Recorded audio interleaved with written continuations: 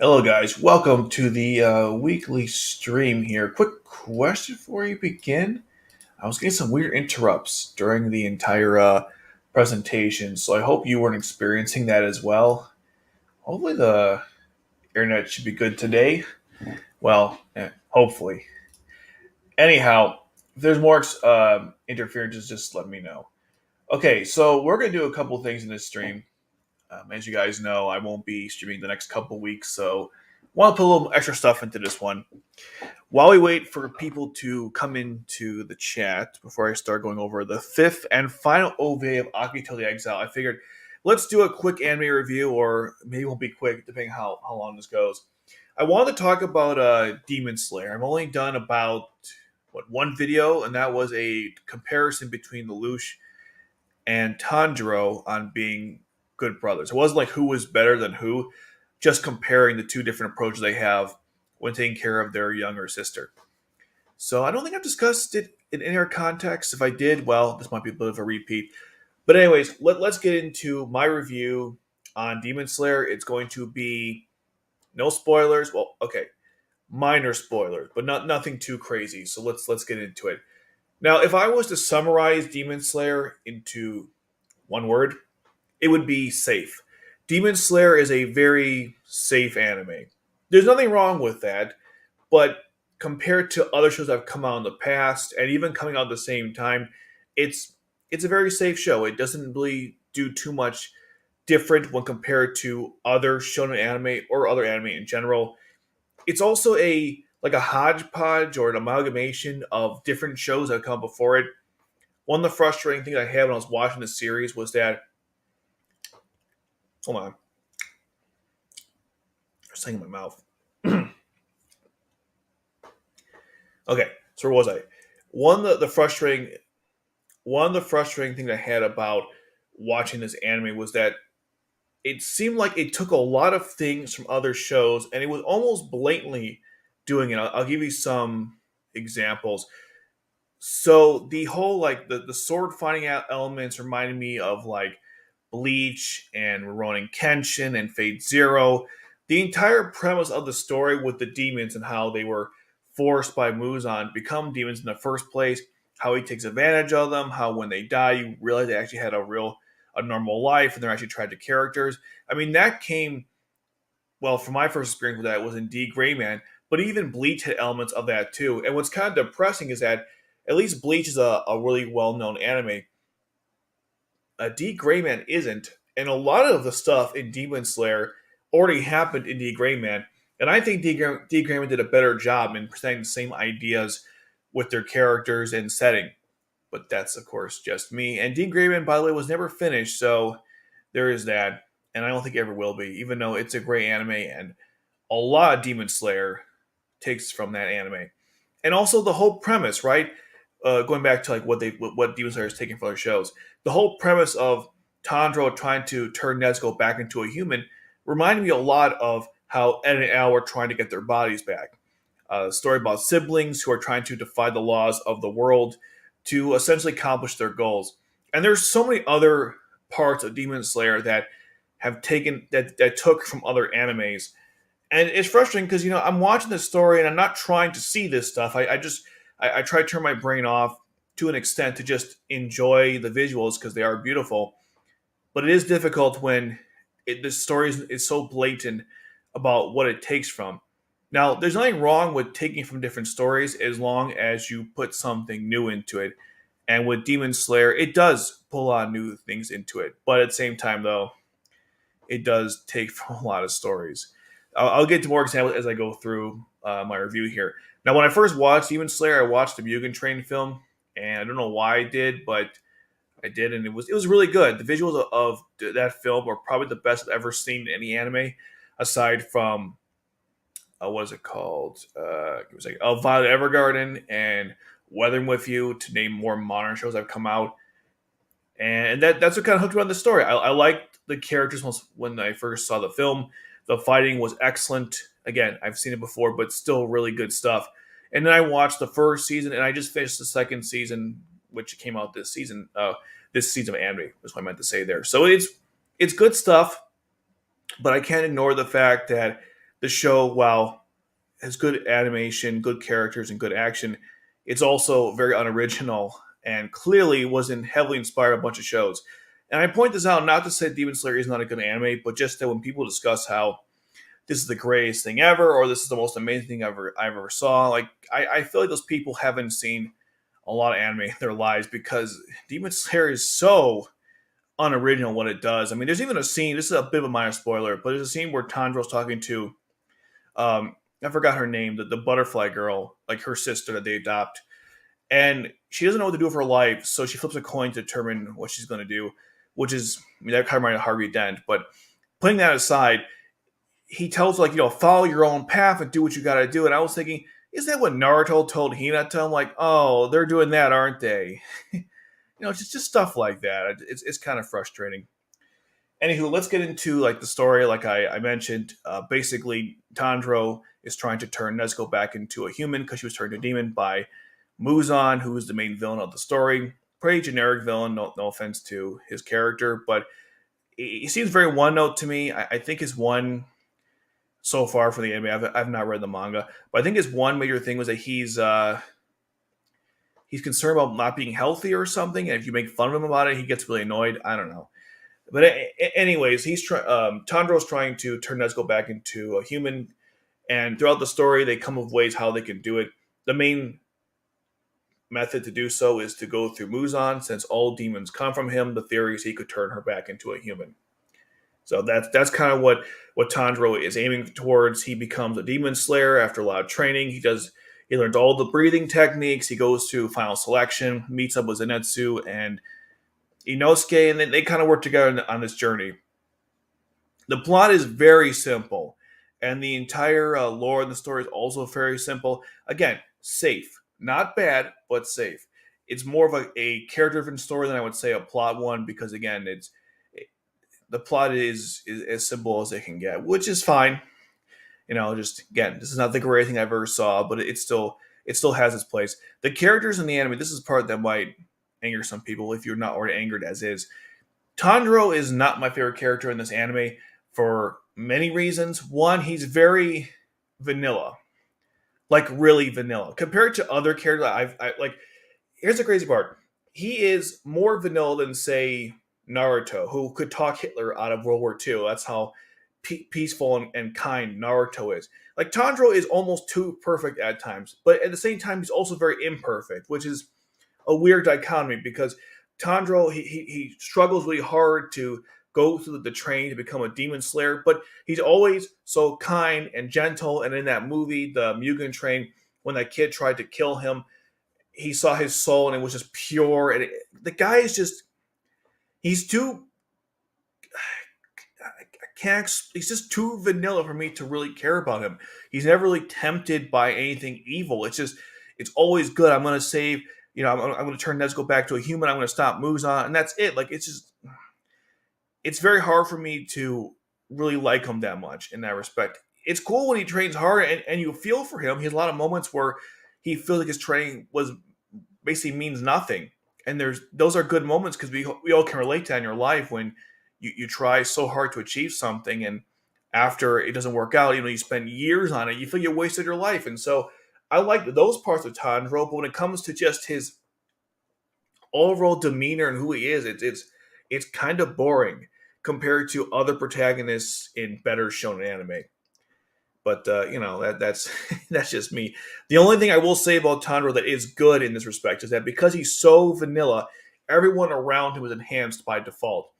Like Zenitsu's annoying personality in the first season, thank God it goes away in the second, is that much more emphasized. And Inosuke is so widely different, opposite of Tanjiro, that it's only because Tanjiro's so vanilla. Inosuke is a great character too. I wish the story took him more seriously as a character because it seems like he's more of a joke a lot of the time, which is kind of depressing because he does have scenes where it feels those feel good moments, but I wish I spent more time with him. He's a very unique character too. Not just his outfit, but his breathing techniques, his jokes too, the way he talks. He's funny. Definitely love that character.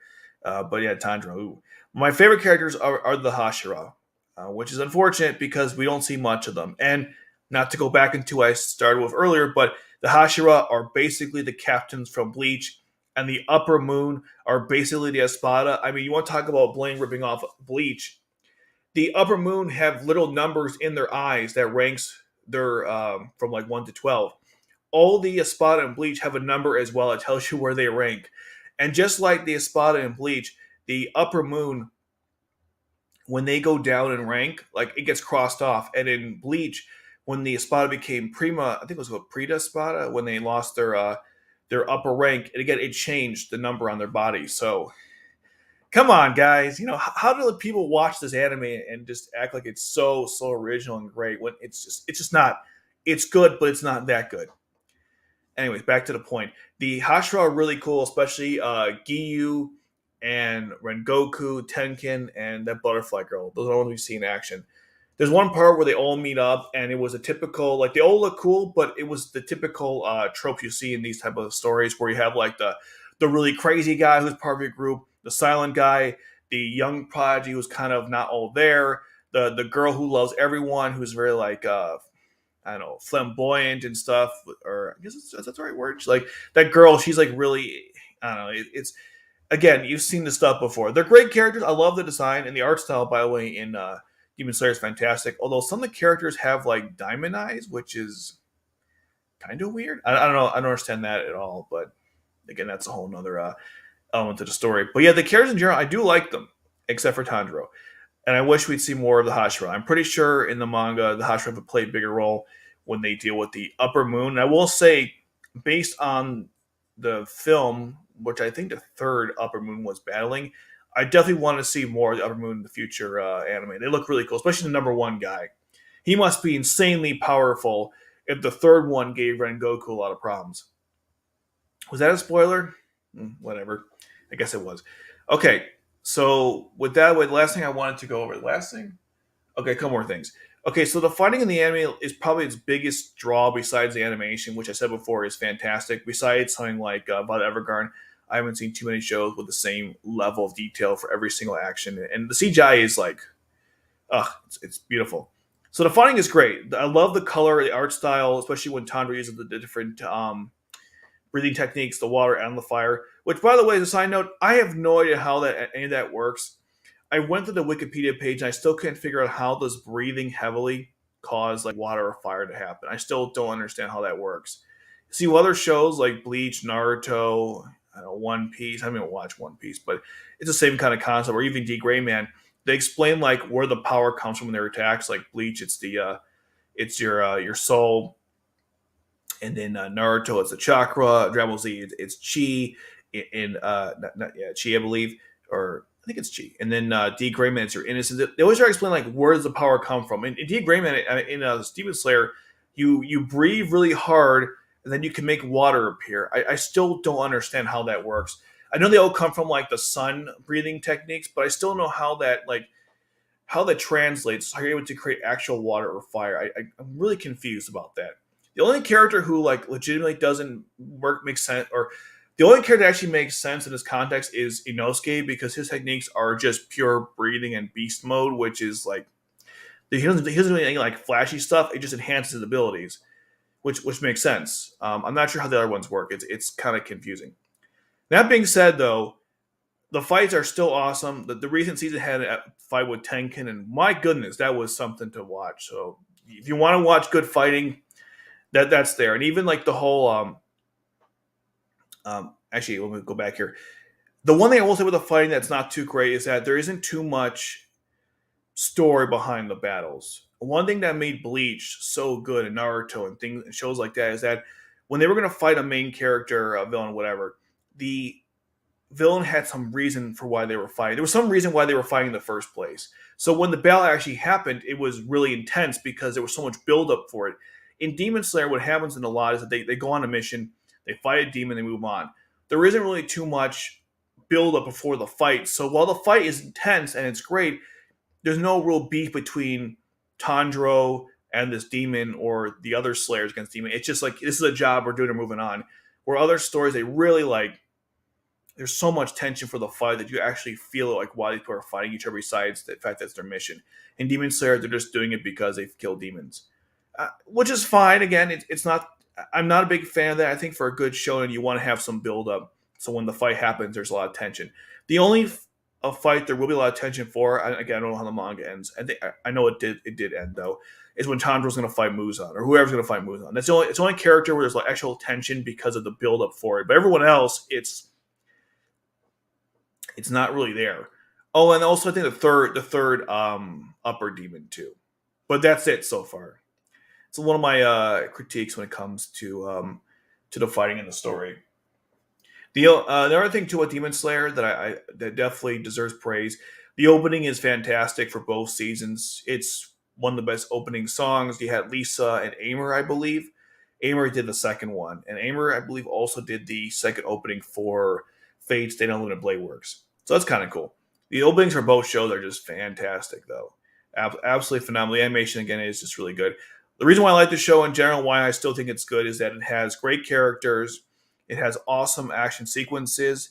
It's very simple to follow, more character-driven story, and I am generally excited to see where the story goes. The reason why I don't like the anime too much is the fact that it's very unoriginal. It stole from a lot of other stories, which I think did a better job. The While I think the story is good, that it's simple, I would like more. I wish they copied less things, but that's just me. When I think about Demon Slayer as a whole, when the show ends, I don't think it's gonna fall in the same. I guess what's the term I like to say? It's not going to be considered among the greats with something like Brotherhood, Death Note, Code Geass to an extent. Even though I think Code Geass is, well, I love the story. I think it's not as popular as it once was, and it seems to decline every year. But it won't be remembered in that same vein, where something like Attack on Titan is going to be discussed for years after it finishes. I could be wrong in my prediction, but Demon Slayer just seems too simple of a story to be remembered in the same vein as other greats that have come out in the past and are still coming out now. But we'll see what happens. Overall, though, it's still a fun anime. I had no regrets watching it. I'm very excited for season 3, which was already announced, which is kind of cool. And yeah, those are my thoughts on Demon Slayer. Let's I'm gonna read some comments real quick, and then we'll get started with the Akito discussion. All right, all right. Let's see. Akito versus Shin, the Battle of Brothers. The only thing missing is Anakin versus Obi-Wan, the Battle of Heroes theme from Red to Sith.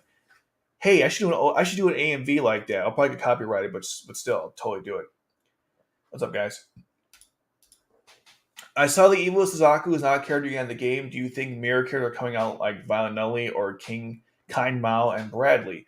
So I don't think so because they're not as popular. The duplicate characters for Janissary Code are all based on the popular characters. If you notice, like Yuffie, Nunnally, Lelouch, Colin. Although I know got her own, so maybe, but I don't know. To me, this is like a half anniversary thing. I doubt it. But then again, if the game lasts a long time, you never know. Tag team: Lelouch and Suzaku versus Shin and Akito. In terms of intelligence and who has more cool or interesting nightmare frames. Well, with nightmare frame combat, I think Akito and Shin win just because Lelouch kind of ruins Suzaku because he's much worse than him. Like it's crazy. It's like I'm trying to think of which baseball duel that would be, where like it was like the best combined home run between two players, and it was like the son. I think it was Barry and Bobby Bonds. I think that was the one where it was like clearly underwhelming. I forgot which one it was, but it was like best home run duel in baseball. One guy had like 700 and something. The other guy had like 10. That's Suzaku and Lelouch. So probably not. I would say shit in Akito. Intelligent wise, definitely Lelouch and Suzaku though. I dropped Bleach after the Rookie Rescue arc. Just felt like it was all the stuff I saw in Naruto and Yu Yu Hakusho. Did it get better? Yeah, Bleach does get better. The entire after the whole Soul Society arc, you get the Rancor, and that was pretty cool. I know some people claim it was a duplicate of the previous arc, but there's so many videos that have discussed why it's not the case. But definitely, Bleach gets really good after that. Some of the fighting is just insane. That's the fight we should have gotten. The brothers waiting to show how badly Suzaku and Julie's working together. Yeah, that could have worked. The water and fights are visual for the viewers. They don't actually happen in the universe. See, okay, the good. I never understood what the hell was going on there. See, that's why I wasn't sure because although now you say that, then why is it that the fire?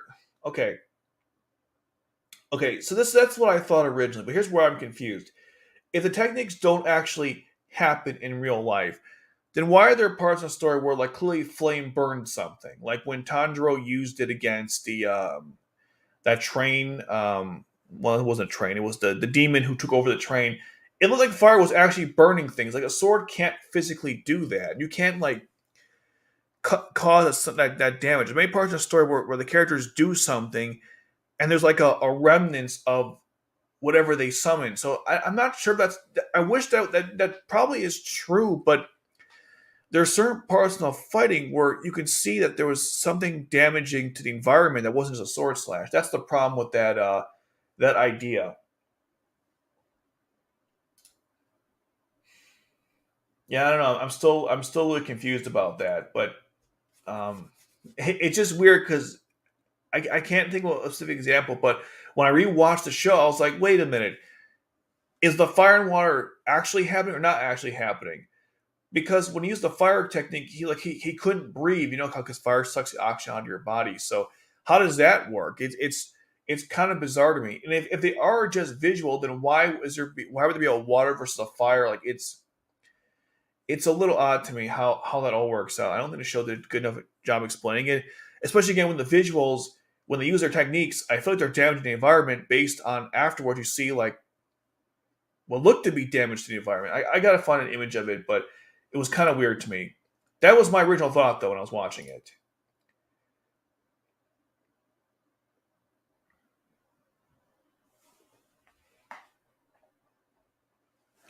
Okay, cool. I'm really excited about that then. That's what many people say. Look, when Demon Slayer was coming out, they were gonna make it like I think someone was gonna say it was like the number what was it? Like the best anime to come on the last decade, best anime of all time. Like, guys, please, no, okay? It's not bad, but it ain't that good. A 7, that's a pretty fair score. If is this solution the Glane or Shinkiro? Zaku Lancelot or Fly version? If they have those, they win. Zaku and Shins don't fly. Yeah, that's a good point. If it's the current time period that this is taking place in, meaning there's no flight enabled yet except for the Gwain, wait a minute, but the Gwain and no, you know what? The Gwain would wipe them out. That's a good question. But the thing about Shin Hyuga's nightmare frame, the verse in Getherix, is that it has like a slash Harkin on its arm. So they could actually. I mean, Cornelia took out the Gwain. So if Cornelia could take out the Gwain, Shin could probably also take it out. But Lancelot does kind of ruin this a little bit. So that's a good question. I still think Shin and Akito take this one. That's just me. But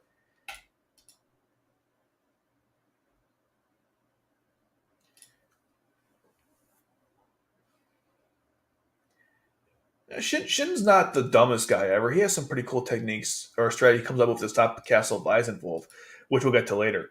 Luke speaking this OVA annoys me. Are Akino lately even more where Julius Kingsley and Zaku are in the EU? I know. Not that I know of. I think they might have they know a little about Julius because of the plan for the Arc fleet, but beyond that they have no idea. Which is just annoying because like what's the point having them in the story like that? I just thought it'd be much better if Zaku was about to strangle Julius and he whispered, I'm sorry you feel an accident and Zaku freezes. Ooh.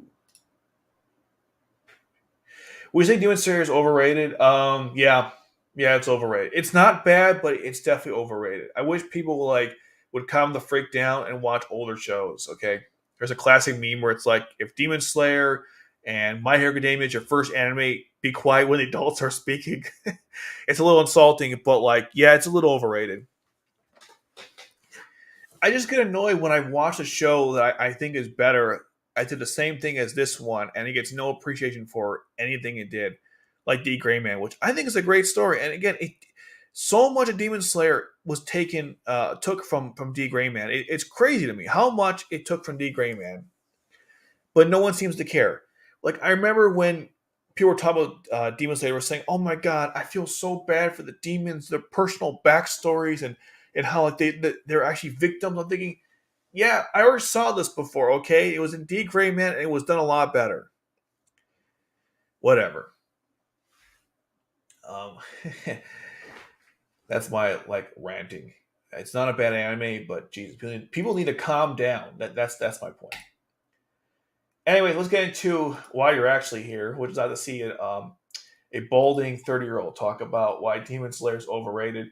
Um, oh yeah, I know what you're talking. Actually, before we get into that, real quick, yeah, they made an article called like 10 mecha better than Code Geass. I will be talking about that one at some point. Funny thing, Bleach was one inspired by Demon Slayer. Well, yeah. See, that's the thing though. One last point, then we'll get started. Inspiration and copying are not the same thing. Okay, like I'll give you an example. Razafan was inspired by an older mecha anime, which I forgot the name of it, but it didn't steal from it. It was inspired by it. Okay, Code Geass is inspired by Evangelion. It does take some things here and there, and I'm working on that video. I didn't forget about it, but it does enough original that it stands on its own. Demon Slayer flat out copies from Bleach. The captains, the espada, the sword fighting. Uh, it's just ugh. I don't know. I think the line between inspiration and plagiarism are kind of blurry when it comes to Demon Slayer. Anyway, let's talk about the last OVA. So this is the fifth and final one. In the previous OVA, so this is the wreckage of it.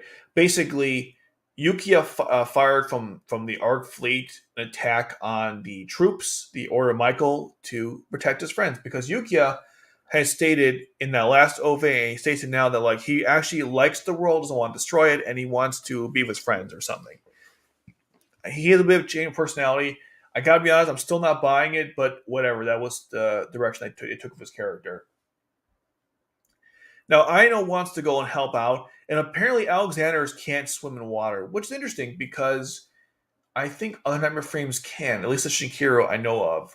But the Alexander are not good in water, so Ryu tries to stop her. She wants to save Yukiya because she loves him. He's her brother, I believe. Then we see Akito like a badass with Layla in the driver's seat, and they go and rescue Yukiya. What's really cool is that the brain rage, you guys know, the BRS system is what they named it, allows Akito to control others through the Geass command that Shin gave him. And he used that ability to hack into Yukiya's nightmare frame to activate this float system where it will disengage the cockpit and these balloons fill up to let it come to the water surface, as you see there. I like how Ashley is so funny in these scenes because he calls him Pops at some point. He said, "Is that chick your CEO?" And he goes like, "Don't call her a chick, dude." It was so funny. I love Ash's character. He's like the best. But they rescue Yukiya, and he's like, "Oh, you're rescuing me. This is not like you." And Akito's like, "Yeah, it isn't." Again, showing that Akito's changed as a person, which is great. And Anna thanks because she found out that Yukiya was injured. So everyone's rescued at this point. The Aura Michael, by the way, they're in bad shape after what Yukiya did. They want to retreat, and John's like, "No retreats. You will keep going." And then Shin's like, "No, it's fine. They can retreat." And they said they're going to do that and regroup before they go battle against Castle Wolf. Now, there's something I want to mention that I didn't realize when I first watched this, and I didn't take the photo of it, so I do apologize. I want to show you guys something about this OVA that I thought was really cool. Hopefully, the sound's not on, but we'll find out very shortly. Something really cool about this OVA that I don't know if this is for the audience or actually a thing. So let's take a look at this. Okay. Very early on, before the siege of Castle Weisenwolf. Okay, almost there. Where is it? Hold up.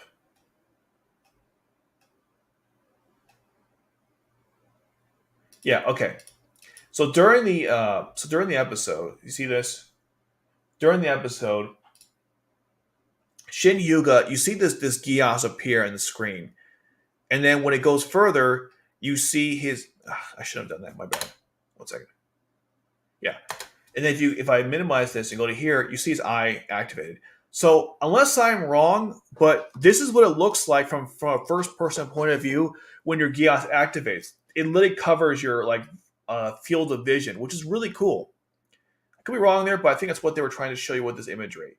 That when Gias activates, it literally covers like what you're looking at with a red Gias symbol. Kind of scary, actually. In fact, if that's how it worked, I'm surprised that like Luce didn't freak out when he first used it, because if I saw a red thing appear in my eye, like in my vision, I would really freak out. It could also be for the audience. I don't know. Just thought that was kind of cool. Now we see Julius and Suzaku together, and Julius says, "Please give me water," and Suzaku chokes him out. Then he says, we're to rescue Nunnally, which never happens, by the way. It's one of the biggest retcons in the anime, because they're like, hey, let's go rescue Nunnally, but they never did, or do after this event. They do later on, but like it's a different context. So I'm a little confused why they put that in there. The EU force are preparing to take out the Euro Britannians, and what's kind of cool is they have these massive G1 tanks. Look at these things; these are massive bases that they're using to fight. And I'm thinking, where the hell was this in the original anime? Look how cool this is. It doesn't do you justice. You have to watch this anime, like the scene, to see how big this thing is. Big mother chucker. And they're piling this in to go and take out the EU force, the Euro Britannian forces. And Jean Smiles becomes the leader of, or wants to become the leader of the EU, and then I guess the world. But god dang, these things are massive. Meanwhile, they took some blood from Akito, and they're performing this telesurgery, which is such a cool concept, where this guy that's friends with Sophie's husband, who's currently in a coma, he's doing a surgery from like his room, which is so cool. Also, we see images of their past, both Sophie and her husband. I think his name is Tekeru. And by the way, you can see he's a Chad. That's why she married him. Like she's obviously really attractive looking, and you see her husband. You can see why she married him. He's probably also a nice guy too. But I'm just like, of course, he's like this built, ripped guy, and she's also very attractive. Anyways, they're performing surgery on him, and apparently this guy, I forgot his name, he liked to play chess against Takeru, and he wants to like even the score. So these guys have had a long history together. Like I mentioned before in my previous analysis live streams, the show doesn't have a lot of episodes, but it does make up for it by showing these images where you can kind of get a sense of what the characters mean to each other in the past they shared. I would have preferred more OVAs, but it is what it is. So Sophie's done with the surgery, and it goes pretty well. But Yukiya still needs time to recover. He still somehow comes back, even though he again should be recovering. We then have like this nice little discussion between Layla, Akito, and Ashley about what to do, and it's kind of funny. He calls Klaus Pops, which is pretty funny. He's also eating all the food. Again, Ashley's he's such a funny fish out of water guy. He's formal, crazy, and they can't really handle it too much. I think it's great, though.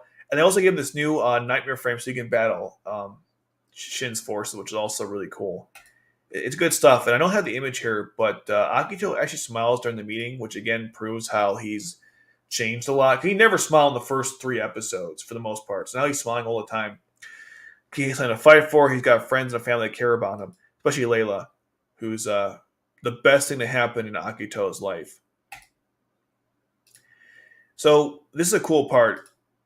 Anna is sleeping, and her 2 members talk about how it's because of her staying overnight they were able to combine the Asumaranga, which is what Ashley used in the previous OVA, and the Alexander's Day, right? Some kind of hybrid, which is that red nightmare frame he uses in this episode. So that was kind of cool. Anna's clearly a genius, and I was thinking, like, would it be great if they had like in Zeta Capture? Won't happen, but it'd be cool if you had Anna, Nina, Lloyd, Cecile, Rakshata, and Sophie working together on a science team. Man, that'd be so cool. They make it the next, some kind of advanced creation of nightmare frames. That'd be so awesome.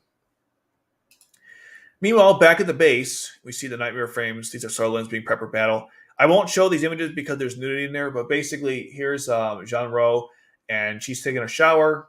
I'm not sure what this tattoo means. And basically, Ashley breaks in. He's eating a sandwich. He loves to eat sandwiches. She jumps out of the shower, points a gun at him. he doesn't even flinch seeing her naked, which or it tells you their kind of relationship they had.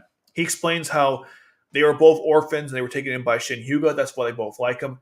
As we know, Jean absolutely loves him and cares about him. And Ashley was trying to tell her that, like, look, the man you fell in love with, that's not the guy anymore, okay? And he's clearly lost his mind, which he has. The gas has corrupted him. And Ashley tells, Jean to think about that, which she does. And then she's kind of like by herself, think about that stuff. Because again, the guy she loves, he's different now. And she knows he's different. She's not ignorant. She's just trying to pretend like she doesn't see it. Wishful thinking. Eventually, once the Iron Frames are ready to go and they regroup, they start the battle against the Castle of Weisenwolf. And during this battle, Shin doesn't really messed up. He'll kill anyone who basically flees from the battlefield, kind of like I believe Stalin did or ordered his troops to do. And was it Stalingrad? I could be wrong what the battle was, but I remember that during the Soviet Union, if the troops tried to retreat, they would shoot them, which is really messed up. And during the battle here, the same thing was happening. Also, they got these cool riot shields or protective shields and this awesome Raiko, which is, I forgot the name, but I wrote it down what the name is. And if I can't find it in 2 seconds, we'll keep going here. It's called, where is it called? Oh, the Canterbury, I think? This is the big cannon in the back here. Anyways, they're trying to use it to blast through the walls. And their defense, the castle's defense is pretty good. It has these turrets that are firing at them. And again, they're trying to retreat, but Shin kills them, saying, no retreat, people. It's pretty messed up. One of the means they decide to do to take out the wall, besides, blasting it, is that they have a, this is the crazy thing. So I mentioned in my review for Akito The Exiled that it takes a lot of pop culture stuff and brings it into the anime. One I forgot to mention was Lord of the Rings, because if you watch this scene, this guy, I believe, he puts a bunch of explosives on his nightmare frame and he rushes into the wall and blows it up, which is like, wait a minute, that was a battle Helm's Deep with the Urukai, specifically the Berserk one that had the explosives that Legolas tried to take out, but he still blew up the wall. I'm like, oh, I see, you guys did a Lord of the Rings. That was pretty cool. Shin's like, he's just a puppet, he's a fool. Again, he's insane. But I was like, oh, Lord of the Rings, that's kind of cool. I love that franchise. So any references is always appreciated. Once they break through the wall, all the nightmare frames get in here. And again, more cool traps. This is kind of interesting. They have these wires appear that trap the nightmare frames.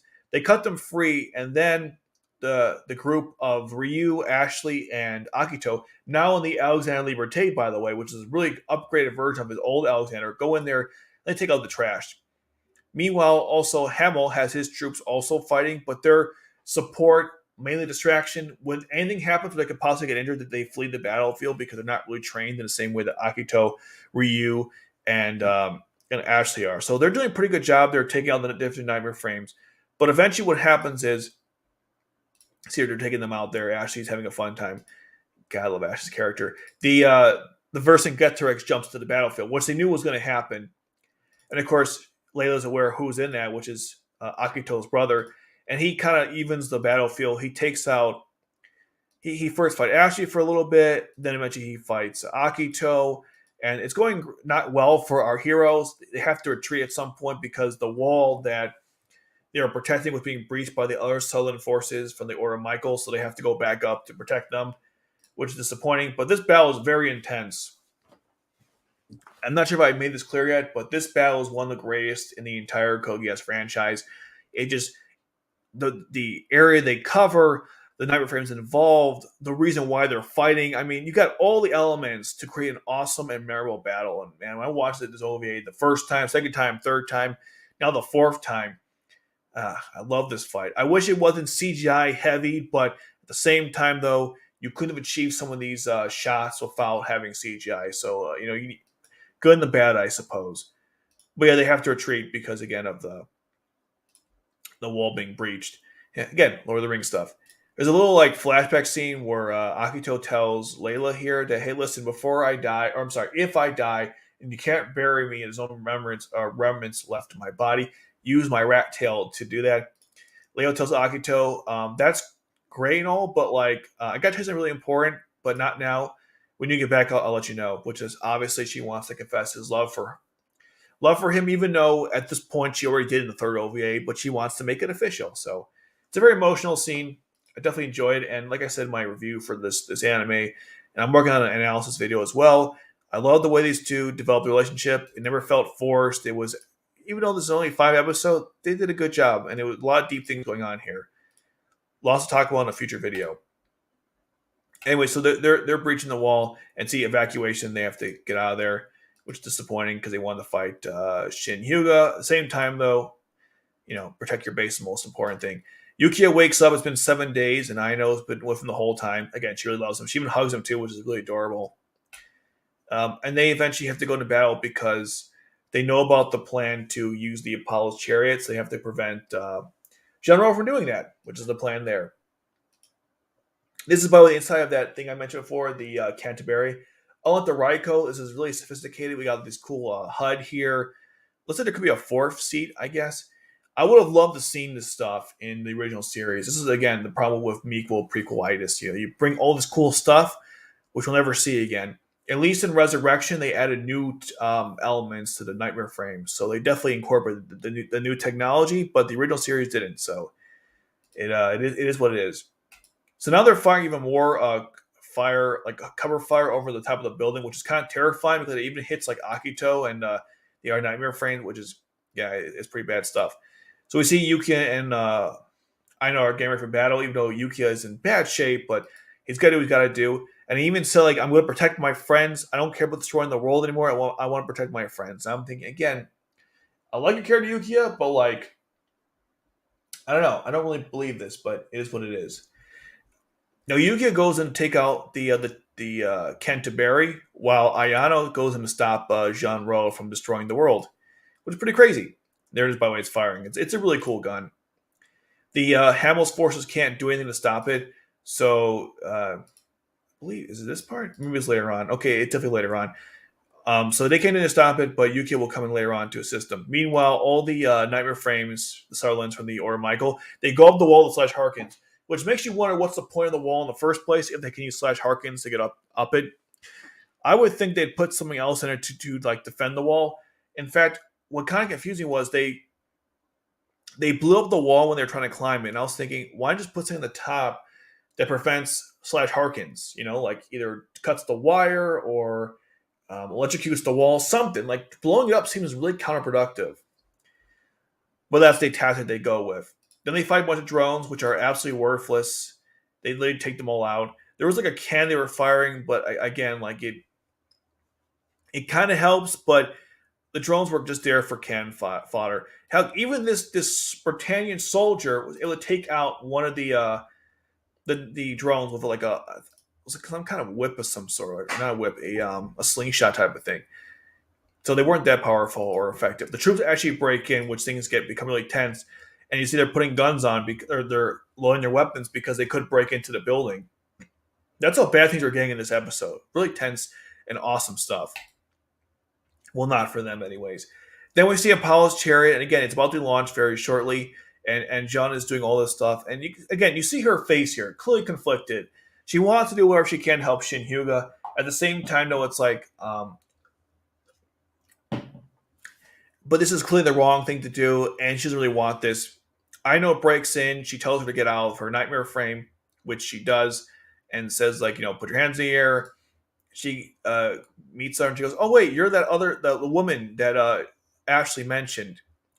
She gets out of her nightmare frame, and, Jean points a gun at her. And Ayano tries to explain to Jean that, like, listen, I know what's going on here, and I know you love Shin Hyuga, but this is not going to work. Doing things that people want isn't really love. It's doing things that are best for them, because it's never going to be enough. And she's like, I don't care. I'll make Shin dreams come true. And she's like, it won't be enough. And Jean's having a hard time dealing with this, but Aino's able to talk her out of it. They have this really emotional hug scene. It's good stuff.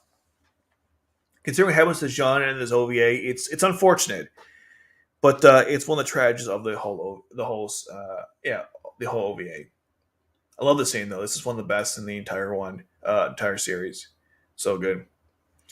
A lot of like deep emotional stuff, and again, just the classic tale of like doing whatever you can for your person, even when it goes kind of sour. I've said this before, and I'll say it again. I think Shirley could have filled this role for Lelouch if they didn't decide to kill her off the most worthless way possible in the second and R2. Because I like the story of Jean Rot, how she was so devoted to Shin, she ignored his insanity and just went forward with the attempt to destroy the world. Imagine if Shirley was with that with Lelouch, right? She stays with him in the Black Knight. She doesn't die by Rollo's hand. Eventually, she is killed, but not because of like an accident or misunderstanding. She's killed in the line of duty protecting Lelouch in some kind of tragic way. That would have been kind of cool and more meaningful to her character. Anyways, back to the fighting here. So I believe at this point, yeah, they kind of restart their battle between Shin and Akito. Remember they had a retreat before, so they restarted their battle. And again, the Gia's power is just absolutely insane. Meanwhile, Yukia comes in there and he takes out the cannon, and somehow he survives this, which I'm really confused about. He comes from behind, under, and blows it up. And I don't know how he survived, but he did apparently. It was really weird. And then we have the biggest brain raid of all brain raids, where everyone gets connected to Akito's memories, and they see essentially his past, which is really messed up. Where his brother is born Akito, but the real father is this dude, not the guy in the robes, which you see later on. Then the mother's like, we see he's dead because the guy in the robes killed him, and he's like, listen, because you betrayed me, you'll have to be with me the rest of your life. And the mother is kind of a weird character. I'm not sure what I think about her. They don't spend much time either, so not my favorite person in the story. Maybe that's the point. I don't know. They don't really explain why she was why she cheated on him. Maybe because he's a bad person. I'm not sure. But we learn a little about their backstory and how Shin's like, my mother was an awful person. And Akito's like, yeah, but she's still our mother. Shin's kind of a dick. And so they're trying to figure out, by the way, during this whole scene, this is very important because when I first watched OVA, even the third time, honestly, I kind of missed this. And I think I finally understand what Layla's Gia's power does, but it's really confusing and could be explained a lot better. Essentially, what Sophie is trying to tell everyone is that our brains like observe the world or something. But the world is also created, but we're also part of that same universe. So you look into the abyss, and then the abyss looks into you. So the world only exists because of our brains or something, and our subconscious minds can like go to the past or create new universes because our observation creates the universe to begin with. So with that being said, somehow this brain raid system, because there were so many minds connected, they were able to transport to like the past or another world altogether. Because all the Alexander were hooked up and Shin's power was like at its maximum ability, somehow it was able to create like almost like a portal to another area or something like that. Again, it's kind of confusing. This all explains how Layla's Gia's power works, which we'll get to later on. But yeah, I don't know. It's kind of techno mumbo jumbo. Some of it is based on, I believe, actual theories, but a lot of it is just really confusing stuff. Meanwhile, all the Oromaigo force, they break in to the actual building, which is obviously not good. They also do Star Wars Episode 1 style by climbing up the elevator like they did in the Taking of the Naboo Palace, I believe it was called, in that film. And I'm not sure if the massacre, okay, not yet. So then we see more of the past here where Shin kills his dad and he meets this skull, which I'm not sure what the skull was, but it was behind the painting, this painting here. There's a skull. And he gets a Gia's power from him, which allows him to make other people want to die. And the skull told him, like, the classic Gia speech where another time in our lifetime when you'll be alone. And Shin's like, I don't care. That makes it perfect for me. Then they break in. This is one of the most insane scenes in the entire OVA. The Oromaico breaks in. They kill everybody. I know they get they go back in time so they don't die. But man, when you first watch this OVA, excuse me, when you first watch this OVA, this scene is so God, so dramatic. I mean, just insane stuff. They're all like bodies on the floor. Everyone's basically dead. Even Klaus, and you even see, like, I don't have the picture here, but you'll see his family picture of the whole family with blood. And for the first time, you don't see that. You see the wife's face, which is interesting. Maybe they were reconnecting at this point. I'm not sure. You know how like Colin took the bunny thing off her mother after stage 9. I'm not sure exactly what that was. So Layla Gia's activate and she goes back in time. And I think the reason why she goes back in time is because of what Sophie said earlier, that your consciousness can it has the ability to theoretically take you to other parts, to the past or to another world. So I think her Gia's ability allowed her to do this because of using that theory that Sophie discussed earlier. But apparently Shins can also do that, which is interesting. And they're kind of like opposites in that respect. I guess. Again, it's not really well explained. She sees her family. She continues to go back in time to see other stuff like Shin's past and Akito's past, like this one here, or with Alice, or when Shin first meets Manfredi, and I forgot this guy's name, all that stuff. So there's her light of Gias is blue, where Shin's is like dark red. Obviously, the contrast is on purpose, and there's like the transition for Gias in effect. Eventually, she comes back to the current time, which, like I said before, the Gias power she had allowed her to travel in time using her consciousness because we observe the world and therefore we also make it the way we want it to be. I'm pretty sure I might have gotten this wrong or I might be contradicting myself. I think I said that she's the one, this caretaker, the collective consciousness that caused the whole time travel. Now I'm convinced it was Layla's Gias, which, again, I would have preferred more explanation, but it's what it is. So when the character talks to Layla, she has the whole classic Matrix speech where it's like, I'm no one, I'm everyone, I'm here, I'm not here, you can see me, you can't see me, this classic stuff. You know, John Cena, you can't see me. And she's explaining how humans should have gotten Gias power, they should have gone extinct, which implies that Gias 1 saved humanity from being extinct, but also other beings could get Gias, like aliens, which is why I predict in future Gias installments we'll get aliens with Gias power, since what else is she talking about here? Also, Layla asked her if she was like C2, and she's like, no, I'm not C2. Interesting theory about that. And again, they have another discussion about, or not another, but they have a discussion about like life and meaning and purpose, and like, was Gias a mistake? And she was saying like, no, it's not. She goes, okay, fine, stop Shin Hyuga, and we'll see about if it was a mistake or not. There's a lot of things about this discussion that I have to bring up. Let's just start with some positives. First of all, they wanted to mirror what happened in R2 when Luce talks to Charles about the world, the future, why the Ragnarok connection is not a good idea. I assume that's the mirror of this conversation here, where again it's a similar thing about should humanity exist, should Gias even be used, that sort of thing. So that's kind of cool. I like having a nice little discussion with like the creator of all things. Why she was not in the films or even in the like in the recap films or in Resurrection is beyond me. I mean, this character is basically a god-like being. She has all the conscience of everyone who's died from the Ragnarok connection, in Sea's world. So why is she not like? Why do we never see her again? She's in Jezari Code, but like very briefly, and her like other members work with her, like Archive and the Curate. But why isn't she involved in this stuff is beyond me. Also, she tells her to take care of Shin Hyuga's Gias ability because it's gone like out of control. But like, what about Lucia's Gias or Mao's Gias or Dash's ability to turn people into nightmares? Like that wasn't out of control. How do you decide what is and what's not out of control for Gias ability? Because a lot of Gias in the past was a lot worse than this. This is the thing I don't like about her character. She wants to like bring balance to the Force. The problem is, where was she before? Other Gias abilities have gone complete rampant. Like Miles was insane. Why didn't she care then? What is Shin's Gias doing that's so deadly? If they don't take care of it, it's going to destroy everything. It's not really explained. It's extremely vague.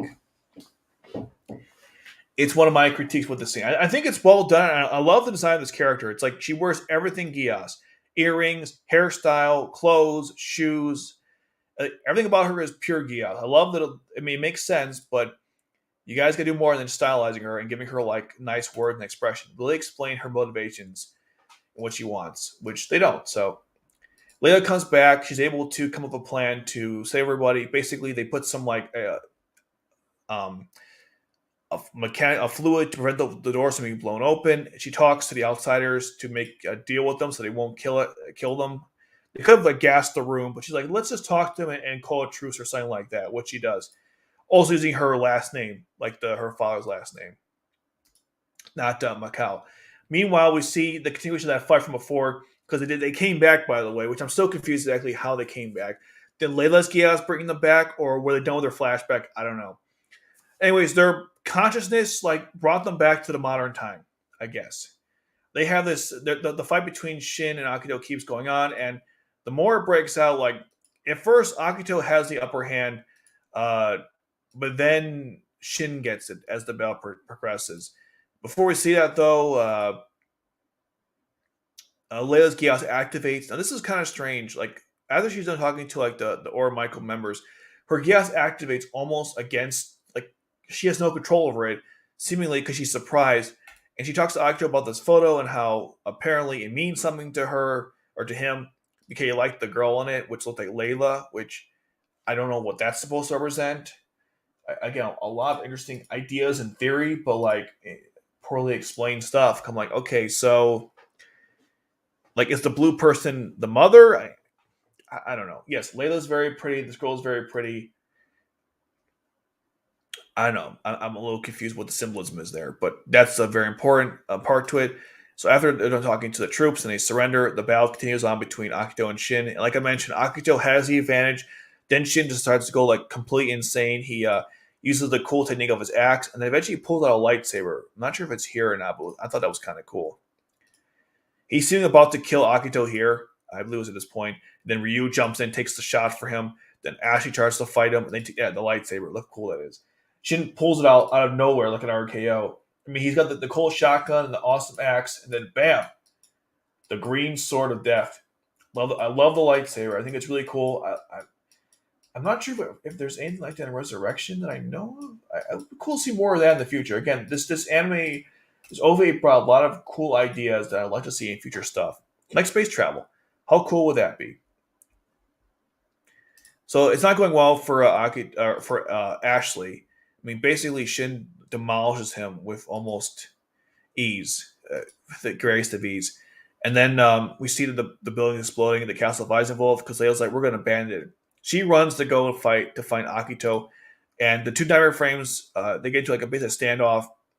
They're both pretty badly damaged. So Shin and Akito start fighting outside nightmare frame. That's how cool this battle is. You know, first they're fighting on top of the castle. Then they go to all the areas around the castle where you and Ash try to help out. They get wiped out. The two nightmare frames damaged her so much that they have to get out of the nightmare frames and fight hand-to-hand combat with swords. I mean, it's just insane. Like, these two really wanted to kill each other. Or I should say only Shin wanted to kill Akito. Akito is already, he no longer has that bloodlust we saw in like the first couple OVAs. He's trying to get him to stop, basically. And Layla's trying to get there too, to use her Gias to get their consciousness. I think that's how her Gias works again. It could have been better explained. Ryu is stuck. You see that this glass, it's from his nightmare frame. He's stuck in there. He can't get out, which is kind of frustrating. Also, no CGI here. And look how nice it looks. Also, no CGI here. Again, look how nice the animation is. Whatever. I could go into that all day with the discussion. Anyways, so while they're fighting, we see again the full scenario what happened in the flashback where Shin basically killed everyone except Akito. He commanded him to die. It didn't work. But basically, he didn't want Akito to live this horrible life where it was all meaningless and because again, meaningless and there's no purpose to it. Suffer in that situation because, as you guys know, Shin Yuga is a nihilist, so that's why he was doing it for Akito's benefit. See, Shin's crazy, but he truly believes that living is a curse, and by killing a person, he's doing them a favor. Look at that face, though. That's the face of insanity. So during the fight in the hand-to-hand area, Akito is just losing horribly. He's getting cut up, and it's not going well. It's pretty bad. Layla's able to like use her Gias to try to get the ghosts of the past. They're not ghosts, by the way. What I understood is that because Layla's Gias power allows, because she can like, again, this is hard for me to explain because the story doesn't. I have to basically do this myself with almost nothing the story gives us, but because our minds can observe the universe and go back in time and create different dimensions, whatever the case may be, I think Layla's Gias power is bringing people back from the past to talk to Shin's consciousness. So these people are not actually present on screen, from what I understand. They are simply figments of his imagination or consciousness that Layla's is throwing at him, basically. And I remember Shin also was seeing people as well from his past, but this was through his own Gias power, which I guess his Gias power can do the same thing, like Layla's, just not to the same extent. I wonder now, thinking about it, does Shin's Gias have similar properties as Layla's, where he can also go back in time and also discuss connected consciousness of others? Because even if you remember the first OVA, which they call back to here, Akito was able to communicate with the dead soldiers from his group that died in that first conflict. How did he do that exactly? Well, I assume it's through Shin's Gias. So I guess Shin's Gias is similar to Layla's, and they both can like connect the conscience of other people. But Shin is through like death and nihilism, and Layla's through like living and I guess kindness. That's kind of interesting. I'd like to hear your guys' thoughts on it, 'cause I'm still a little lost on it. Alice, by the way, mentioned how like Layla believes there could be that there is a purpose to life. He doesn't care. He hits his mother with like the blade, and before he attempts to kill Akito here, Layla uses her gas power to again unite all the conscious together to tell Shin Hyuga to stop. See right here, they're all together. Oh, I forgot to mention something really important. I don't know how it slipped my mind, but when Layla's Gias first activated, she also got Sophie's husband, Takari, I believe, to awaken. I guess because she aligned his consciousness. By the way, I think he's right here. That's her husband. But anyways, just I forgot to mention that. So the conscience of all the people, I believe these are people that even were killed in Akito's unit. They're all trying to stop Shin. He calls them ghosts, but again, it's the consciousness of the past.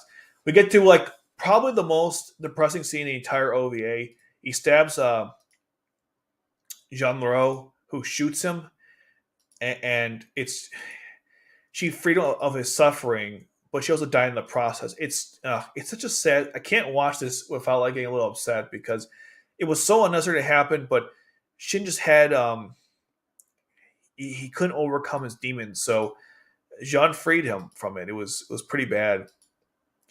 And what's interesting here is that he's really angry, Shin Hyuga, but Layla's Gias power does something interesting. So every single episode prior to this one, when you see the path between Shin and Akito, their only memory, it's the one where he almost killed him with the Gias power. But Layla's Gias, I guess, forces him to think about a different memory when they were not trying to kill each other. When he gave Akito a piggyback ride and showed his love for him. So it's thanks to Layla's Gias that I think he was cured of his nihilism. Unfortunately, a little too late, because he tells Akito here, like, listen, keep living, and life's not a curse, and you got friends now, you'll be okay. Then he walks all the way to Janro, and again, through Layla's Gias power, their consciousness unite and have this really emotional scene, which, god dang it, could have happened in the original anime. Ugh. So good though, like the tragic tale of Jean and Shin Hyuga. They hold hands as they die together. It's great stuff. It's very Shakespearean. R.I.P. to both characters. You wouldn't expect to have this kind of emotional high from an OVA series, but you did. I mean, I did at least. And Layla and Akito kind of look on. Again, look how beautiful that nightmare frame is. Why couldn't they just do it the whole time? I don't know. But Aino's happy to see Ryu's alive because it was a pretty serious situation. And then we see everyone who's watching them, including the Aura Michael members. And there's her husband, Takaru. Now, maybe this already happened, but I was thinking the whole time. Usually in stories like this, when a character wakes up from a coma, let's bring up Demon Slayer, right? And Demon Slayer, when Nezuko breaks out of her 2-year sleep, he's very emotional about it. I mean, Sophie seems really relaxed on her husband, like, yeah, whatever. It's cool, see you, get back to work type of thing. I mean, shouldn't they be hugging or embracing? I mean, whatever. Maybe I'm just being over dramatic about it, but I think her reaction is a little bit tame considering what he means to her. Anyway, here's the other Michael members. Again, they made a little treaty before things went south. They blew up the castle, so no one can Apollo Chariot ever again. And then here's a really strange part. So the EU forces are about to take out the Europeans. Now, it looks like it's just Ashley's forces only, which is kind of weird. I'm not even sure, what the context is here. Are all the European forces even here? I'm not sure. I know that a lot of them went to go and deal with Castle Weisenwolf, but there's still other forces that were not dead at that time, right? So I'm not sure what's going on with this conflict, but apparently this is the critical one. Then this is so frustrating. I believe the collective consciousness teleported Ashley to go kill General Smiles. If she can do that, fill in the blanks. Anyways, he welcomes back his original Astro Force, like, oh my god, you're alive, Ashley. It's good to see you. All that good stuff. And then the collective conscious tells Smiles that like the only one's gonna die today is you. And I'm thinking, wait a minute, you take sides now? And also, why kill Smiles in the first place? Wasn't the whole point to take out Shin Hyuga? If Shin Hyuga is dead, why does she even care about him? I thought she was beyond these things. I don't know. It's this whole ending scene here. Like it's really depressing, right? You got this really emotional high, and then the story just goes bonkers with this last part here, and it only gets worse, unfortunately. Then apparently, because the EU forces lost to Europia, it gets taken over by Britannia, and they split up the country, whatever the case may be. And this is a good ending, right? Even though the whole point was to prevent this from happening. So the EU now, I think, is divided between Europia and other nations. I'm not sure why this is a good thing because it's not a democracy, but it's under Britannia, so it's not a democracy, right? Because they don't care about that stuff. I don't know. I'm lost here. I mean, I like this guy, Villain, but still, I don't know what the heck's going on here. At the very end, they join the Gypsies, and not just, by the way, the main group from the W0 unit, but also Ashley's force. And here's the thing, right? I can kind of see the W0 unit just Yukiya, Ryu, Yukiya, Ryu, Aino, Akito, and Layla being with the Gypsies. But everyone else, it's not really believable. They all want to be together for this event, really. Even Ashley, his troops, the rest of the W0 unit, they all wanted to live with the Gypsies. I don't know. It's not really believable. It was one of the parts I'm like, yeah, I don't know. It was one of those things where it's like, listen, their castle was destroyed. Let's just put them all together in one little ending sequence. It'll make sense. Don't think about it too much. I'm a little lost as to how it's all worked out. Also, I like how the grannies are grabbing Yukiya, and Ryu's like, no, they only can grab me. And I'm like, whoa, what the hell? And then they're like, oh, hello, Ashley. Yes, old ladies. I don't know. Okay. Also, Eliza likes the white cat, so I guess they're gonna have kittens later on. I don't know. Then we see Layla and Akito, and this is that moment we're all waiting for where they're going to come together. They're both happy in this place. Now, the crazy part is, she said, like, I always wanted this. And Akito's like, me too. And I'm thinking, really, dude? This is what you wanted? I mean, he wanted a family and a place to call his own, but the Gypsies? I don't know. Again, it's a little contrived that they all agreed to live with the Gypsies. But what's not contrived, though, is that he tells her, let's go back, Commander. And he says, Layla, he grabs her hand. She kisses him.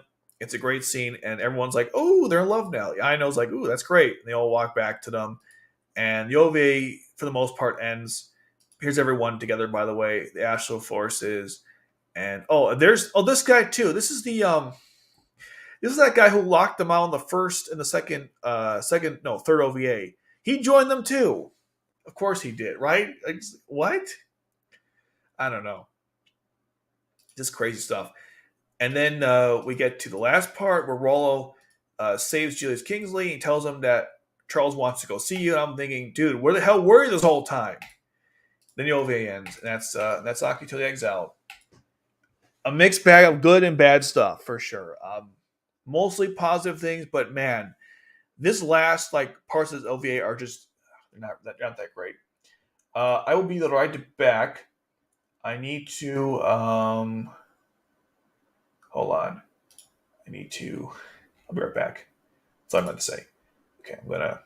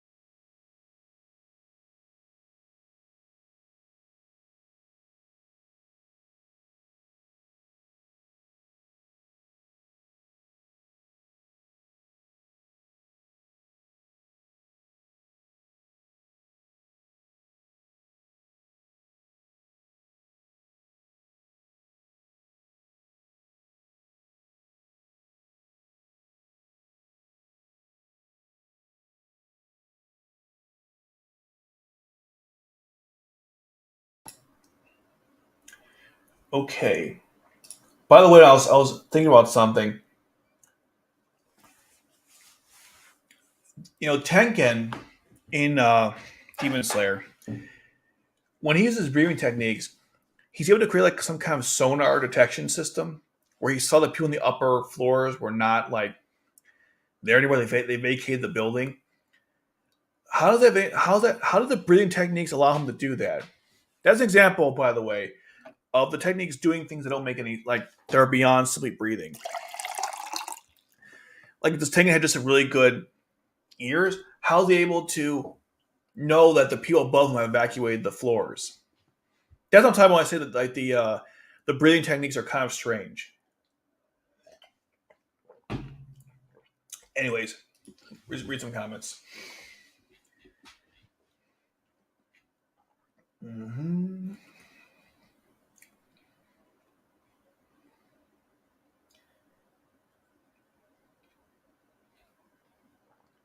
Uh, where was the last one that I think this was it. Okay.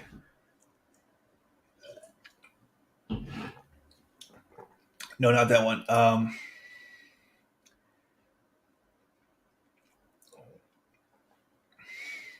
I think Suzaku's lift command is stronger than Akito's die command. If I live and die the opposites. Is this Suzaku and X Akito Exile? What's the context there? It was though, as we're talking about. Also, it's based originally Alexander, not Liberté. Not sure what you mean by that. Why is CBR having so many articles of Kogias like this? Like one every day. Are you making it a trend?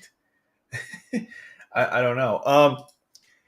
Yeah, they hired someone recently to write articles for on Kogia in particular, and because of that, they're like making one every single day. It seems like, and they're all really like again, like I said, they're not terrible, but they're very generic. And like one of the top waifus, which I'm like, okay, great. I'm gonna do that response probably at some point. Also, I don't want to. I'm gonna go to my favorite scene in this OVA right here. Okay.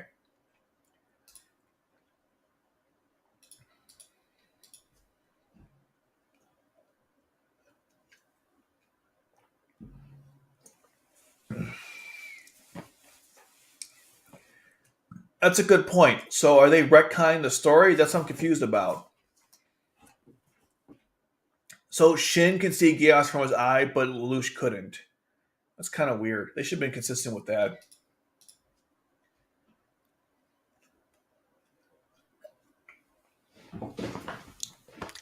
How many times he threatened to get himself killed? I'd say quite a number of times. There was C2 was one example. Suzaku, the end of R1. Charles, the end of R2. I'm sure there's a couple of three that come to my mind immediately. Or maybe what happened here was it happened so fast he didn't realize. I don't know. But that's a good point, though.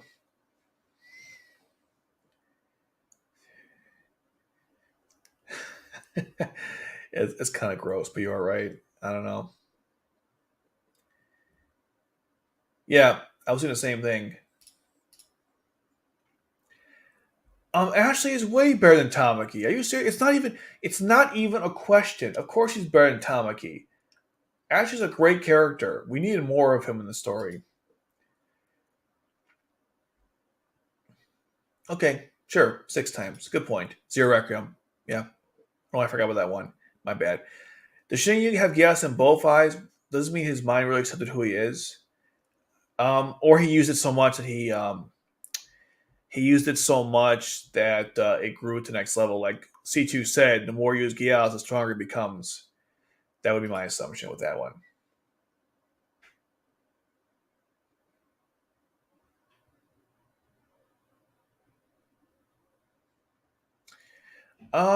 That's a good question. Well, here's the thing, though. The Giaz command to live. Stupid camera. The Giaz command to live will make Zaku do whatever it takes to survive. If he could disarm Lelouch with the gas power, then that would be the solution. He wouldn't run away. He would take him out. He only runs away when he can't win. Like when he fought against Bismarck the first time in hand-to-hand combat, his gas power forced him to leave or was trying to get him to leave because he stood no chance against Bismarck. Now, it was interesting that when he fought Lelouch, the gas didn't even activate. It's almost like Zaku had absolutely no fear that he might be in danger with Lelouch's Sakuradite. Very interesting observation, though.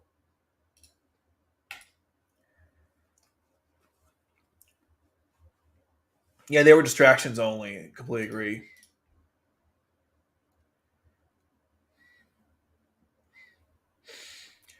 Yeah, I think Zaku didn't consider any real danger. That's just my opinion. I defend Shirley's death since she's really in the wrong genre. Plus, it works so well with Rollo. He's a violent nut, but Luch was okay with him until then. He does hell responsibility.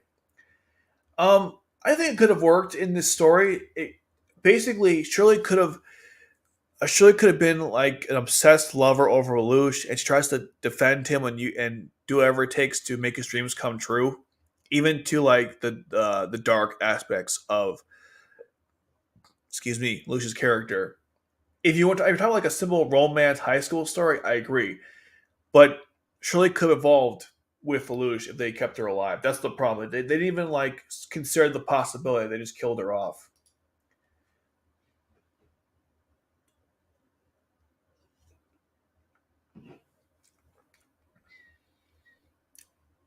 Wow, my focus is terrible today. My autofocus is like not cooperating. Um, yeah, I guess so, but I guess it was a bluff.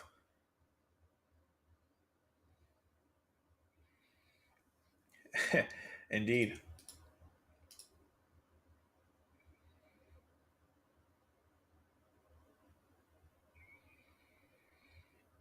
interesting. It could be the devil. I wish they explained it better.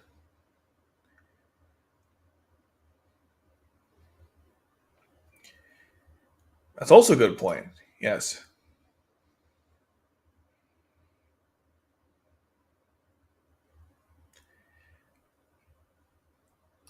I like the back and forth here. I'm just thinking interesting. Odds are, well, Suzaku has like insane skill. Let's see. I remember. You gotta remember that. Yeah, this is a good point. I actually forgot to mention this in my notes. Agito and Shin Hyuga, when they're fighting, right?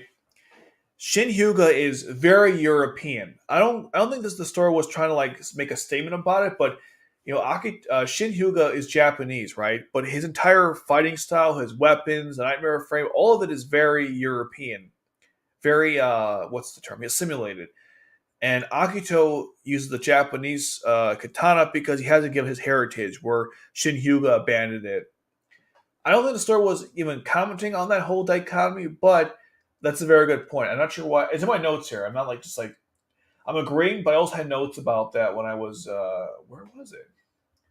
I ain't making this up, or am I? Where is it? Yeah, it's like so. Another thing to know is fights that Akito fights like a Japanese soldier, where hold on, I cut off here. Another thing about this fight is that Akito fights like a. Where, I was just reading it off. I'm so stupid. Yeah, and where Shin, despite being a Japanese soldier, he fights like an EU one with the equipment. Yeah, that's a good point.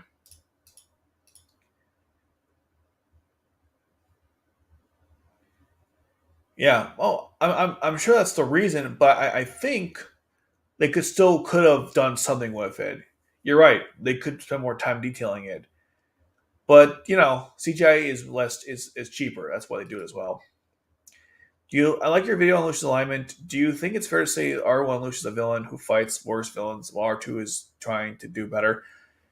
Uh no, actually. What I would say is it, when I was making that video, I originally wanted to like go episode by episode and discuss like where Lucius' moral alignment is after each episode, but that would have been way too long. So to do a better to kind of summarize it though for you, episodes 1 through I would say 10, Lucius is basically an anti-hero.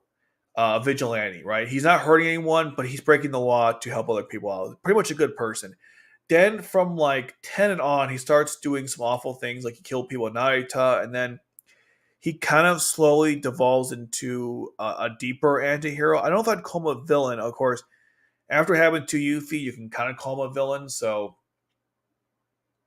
I'd say most of our one, he was an anti-hero. The end kind of was villainy, especially when he destroyed the Selman to attack Cornelia. So that's kind of how I would. That's how I rationalize that. R2 Lelouch goes full villain, especially with the Chaos Order massacre. Like that was bad. He's more free to kill people. Like even turn 6, he killed those two workers on the Avalon. Not Avalon, sorry, the airship. Like really, was that necessary? The answer is no. So I think by the time R2 rolls around, he is way worse. Except Zero Rackham, where he does definitely redeem himself. And like what Gladiator King mentioned about not just redeem himself, but what was it you said? Something about how it was more than just simple redemption. I forgot what you wrote, but I liked your comment. It was pretty good.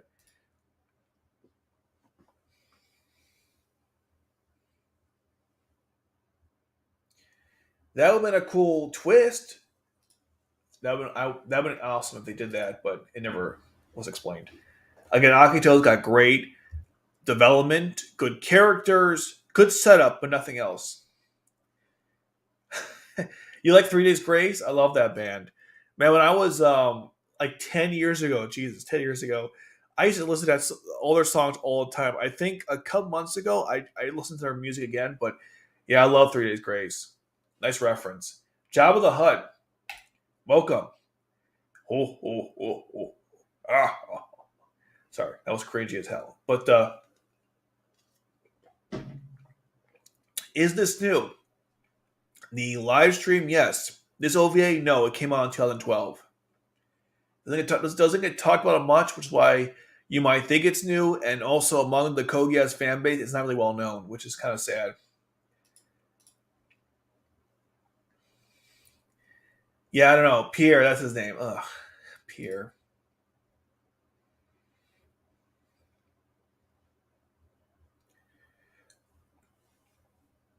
It depends what Suzaku is using. If it's the last one, Conquista, I think Akito could win that one. If it's the Albion, definitely not.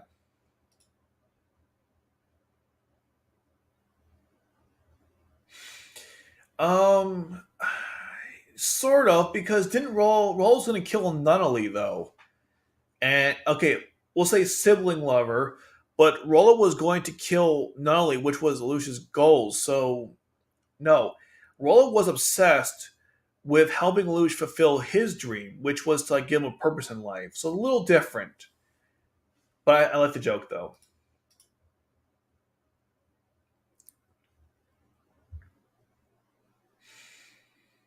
No Gios needed at all.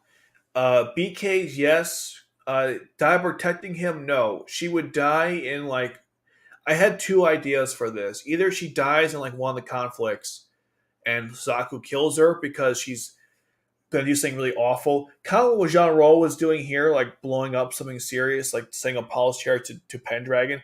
My thought was actually would be part of a mission to do something really terrible and part as a one of Lucia's schemes. Maybe even the Gios, or I'm not sure, and Zaku kills her because he had to protect he had no other way to stop her. And that would cause a whole like fight between Lucia and Suzaku or something like that.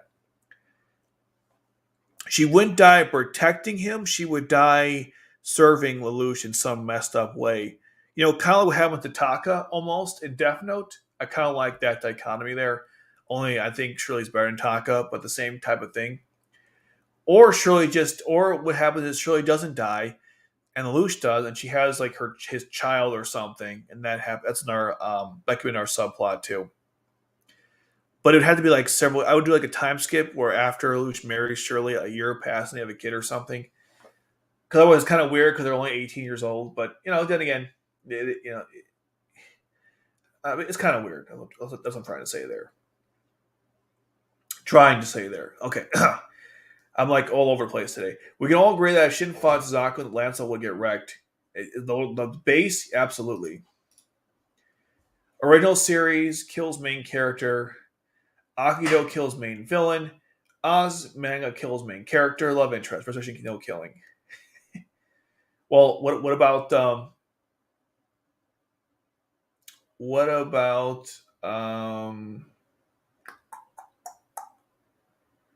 what about what's his name? Shaliel and Shamna. Hmm.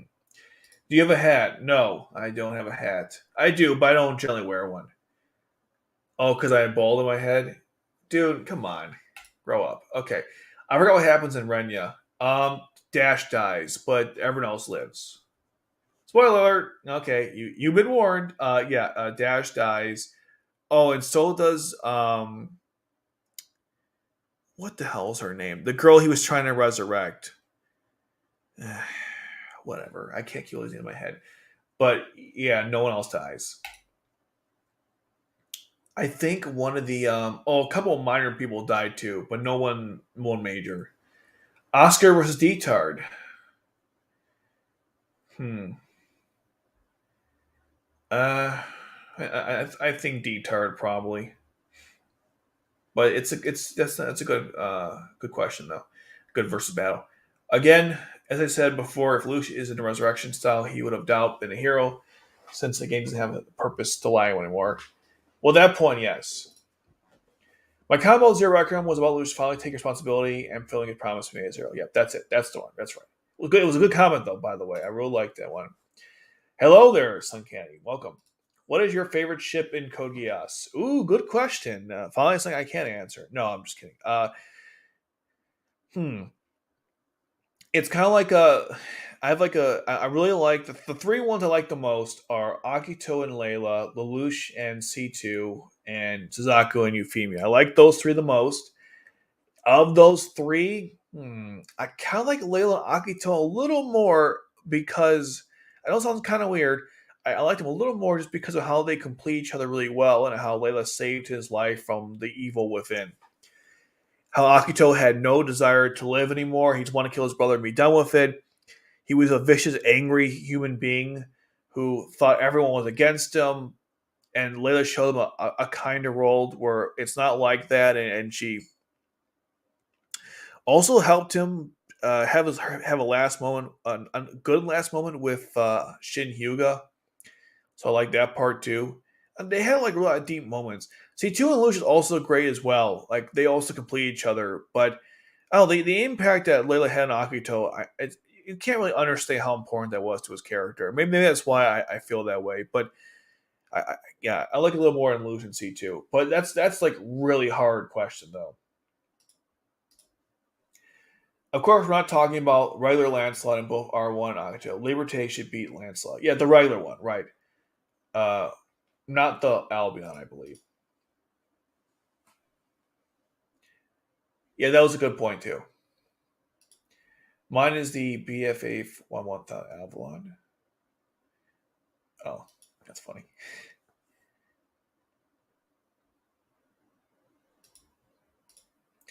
Shamna, yes. Shalio, no.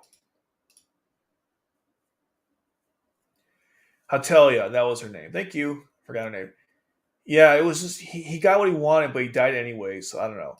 Shalia was a selfish guy. And Shalia was a self-centered woman who broke the Zero Requiem.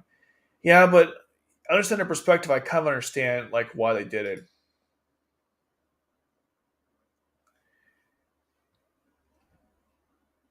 Well, he kind of does in a picture drama, but sure, that's a fair point.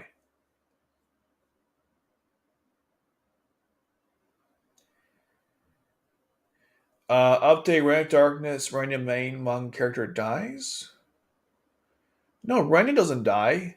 Alto doesn't die. Fukutoba doesn't die. Claire doesn't die. Who are you talking about? I'm pretty sure the only one died was Dash and Natalia. Technically, all the nightmares, or some of them, did die and will die because of like what Dash's power does to them. So I could be wrong there.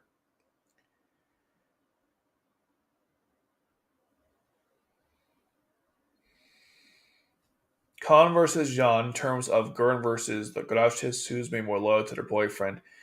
Oh, Jean is way more loyal, absolutely, because Colin abandoned Lelouch at some points in the anime.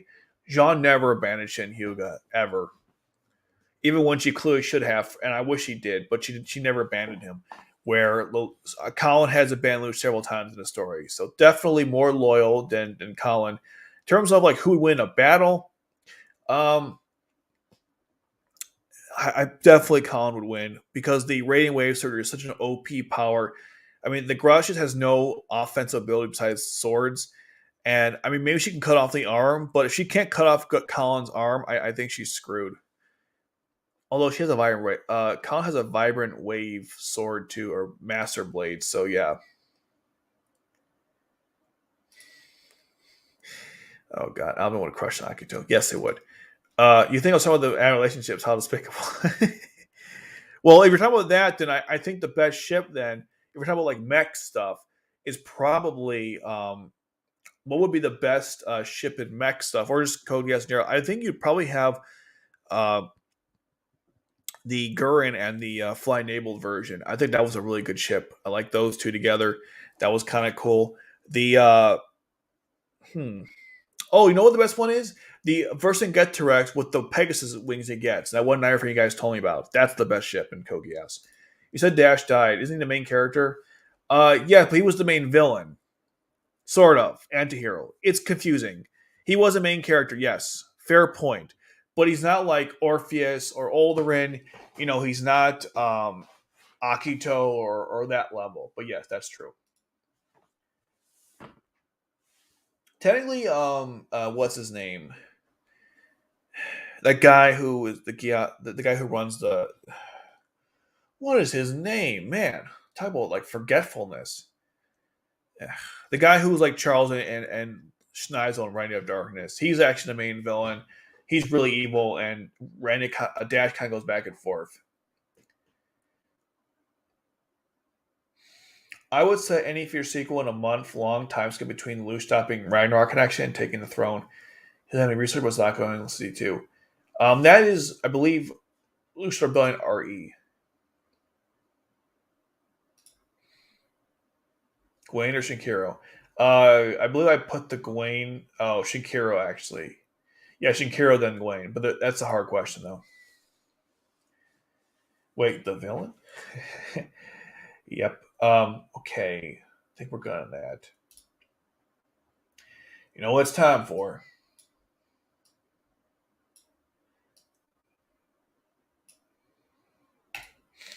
The Gawain is a cool nightmare frame, but it's like the Gawain's a cool nightmare frame. I just like the Shakira a little more. Lorenzo, that's it. Thank you, Lorenzo. That's it.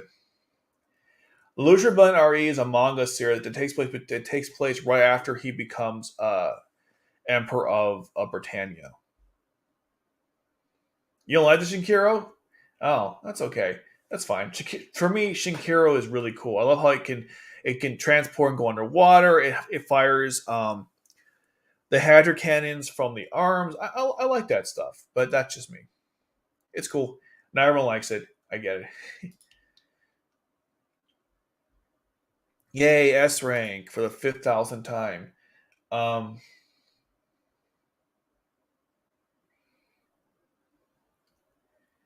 yeah, and in the shower too. You forgot that part. Not only are they naked, but in the shower. Only Sean has a more realistic body type, and Colin is obviously way over the top.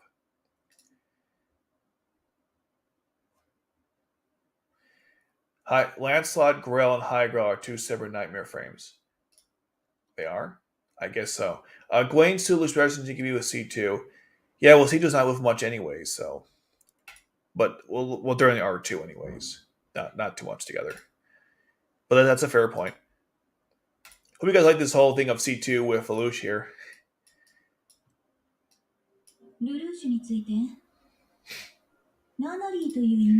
I don't mind this thing to it of C2. I mean, again, they clearly emphasize certain features, but whatever. It could have been worse. I can't stand this one though. This one's terrible. She's not even wearing a bodysuit, but they gave her one anyways. All right. I think that's a lot enough. Okay, let's get to the summonings. There's a lot of summonings today. Okay, first of all, because it's the half anniversary of Jesari Code, we get a free 10 summon. Let's do it. I'm gonna cover my face so you don't see me. You can't see me. All right, here we go. Let's do it.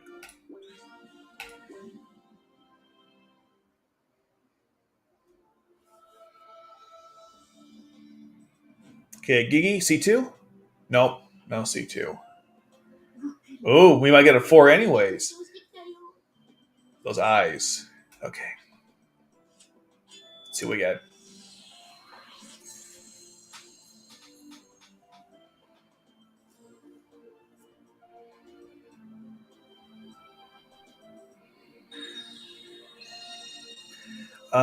Just a level 3.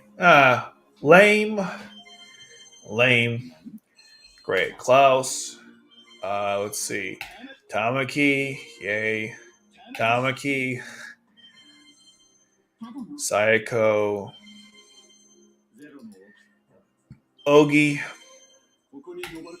Guilford. Ogi. Valletta. Can we get some new level 2s in this game for crying out loud? Ogi. No D-Tard, though. Bradley. Thank God.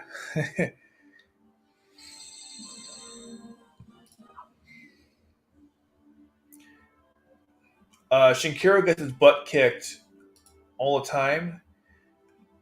That's not true. Lelouch was able to, when he fought the Tristan, they were pretty evenly matched, and the Mordred too. A lot of that, honestly, is just Lelouch not being the best Night Frame pilot in the story. I wouldn't be too hard on the Shinkiro. I think that's just Lelouch as a failure as a pilot. But one second, can I change the settings real quick before I do this?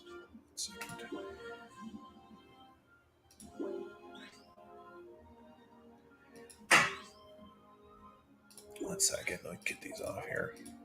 Okay. Check one more time before I go. Okay.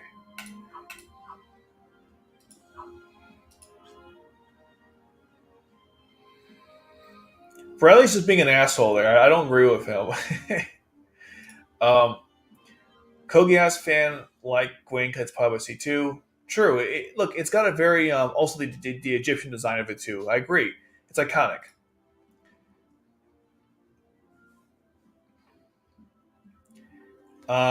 Well, Nolly wouldn't have been captured for one thing. Ooh, I don't think so because that whole projectile thing it fires is pretty cool. So I don't agree with that. Okay, just making sure. Okay.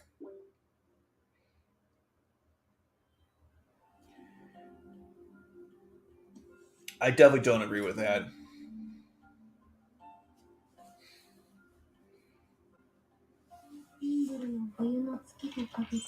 Anything good?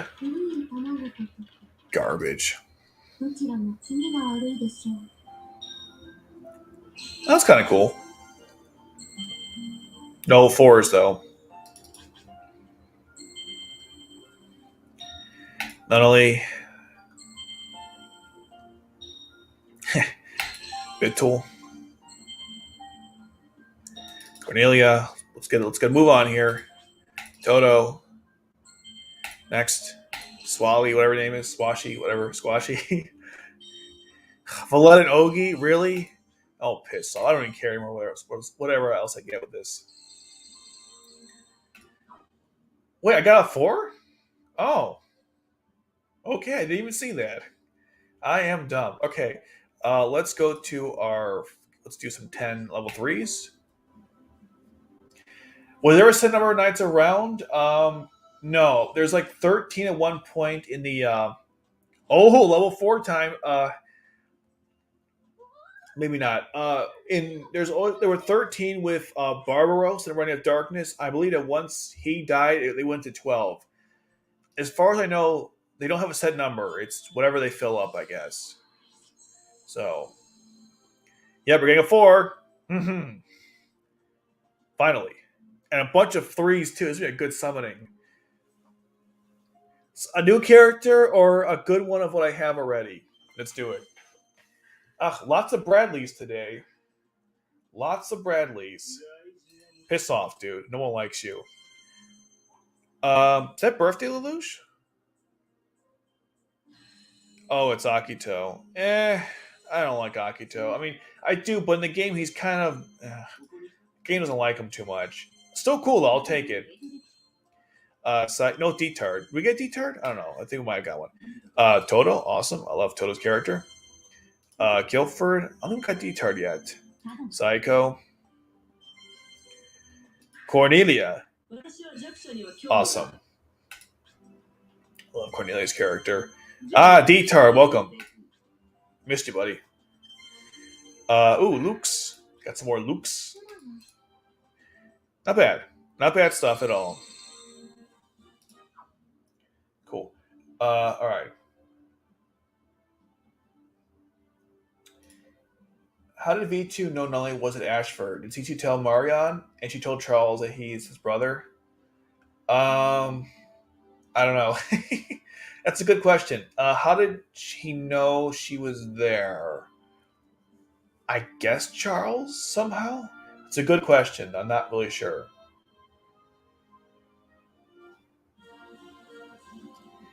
The Tristan, okay, the Mordred easily beat it. Well, how about in turn 11 when he took out everyone with the Shinkiro? So there is that.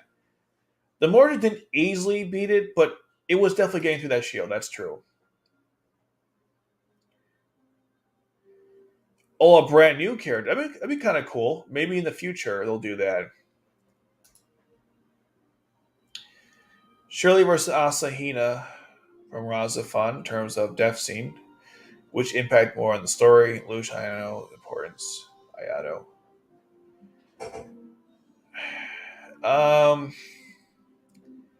That's a hard one because with Asahina, like, wait a minute, hold on. Are you confusing someone? Let me look up something really quick. Let's make sure we're talking about the same thing. Give me a second here. Asahina. That's the girl, right? That they were together and she went with him to the other world. Make sure. Yeah, okay. I want to make sure we're talking the same thing.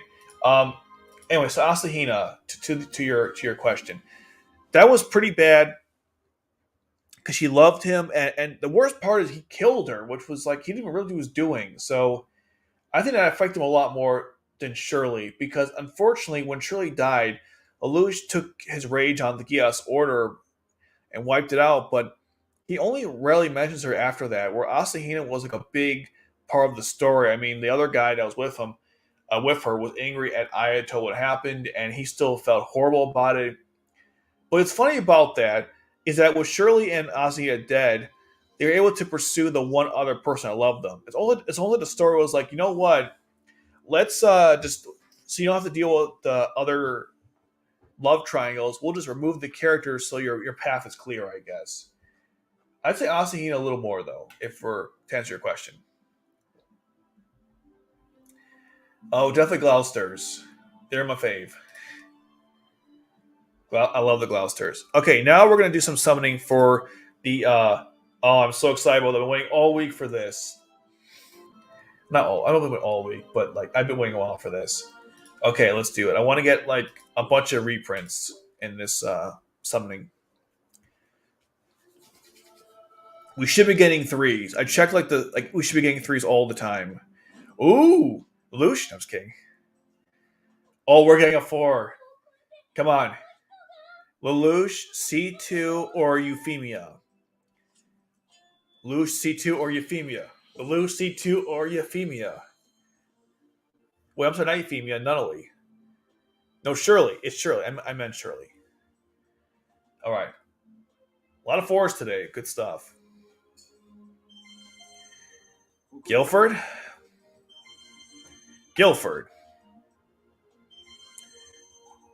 I don't know what this is. Lelouch? I'll take it, but like the whole purpose was supposed to be to get the reprints, not the whatever. Fine, whatever, we'll take it. And also, like, I'm really bitter right now. What the hell? The whole purpose of it was to get Detail, by the way. Shirley. The whole purpose behind was to get like the reprints, not care they already had. Wow, that's awful. You're supposed to. Did I hit the wrong one? What the hell? Look at this, for example. Look at this. Unless I'm like an idiot, which is very possible, it said here that your chance of getting one of the 3 stars is 11%. Shouldn't that be like 1 out of 10? Okay, whatever. I'm not that smart. Again, son of a gun.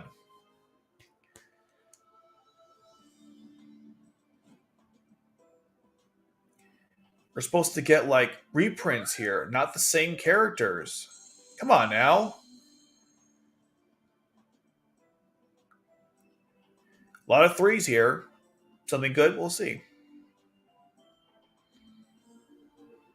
That was such bullcrap, though. Here we go. Finally. Here's the night. This is the Halloween Nunnally, which I didn't get last time. Good. Sayako.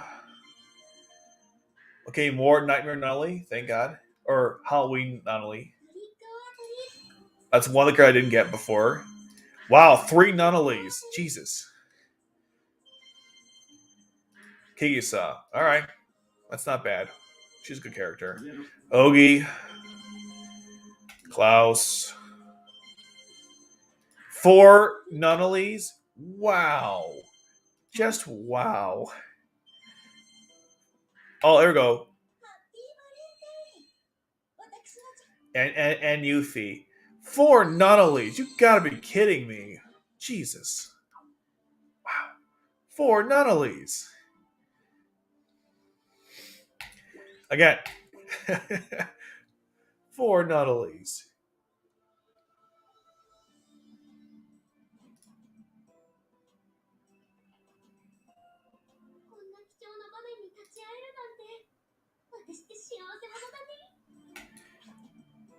Nunnallys are for it is kind of cute. But like you should be getting a lot of level 3s from this summoning. I checked the percentages. It should be pretty good. But we're getting like nothing. It's kind of frustrating. Okay, Cecile? C2? Klaus? Tamaki. Bradley, seriously? Go piss off, dude. Tamaki. Valletta. Ooh, Futaba. That's different, I guess. Detard. Tamaki. V2. Again, come on. Stop giving me, like... This is such bullshit, because this is supposed to give you reprints, not the older characters. Oh, my God, what a disaster. Anyways, let's read some comments here. What's your least favorite nightmare frame? Ooh, good question. I'm not a big fan of the gun reuse from the Chinese Federation. They're kind of silly looking. But I'm trying to think of other ones I'm not a big fan of. The gun reuse is okay. All right, last time. Something good, please.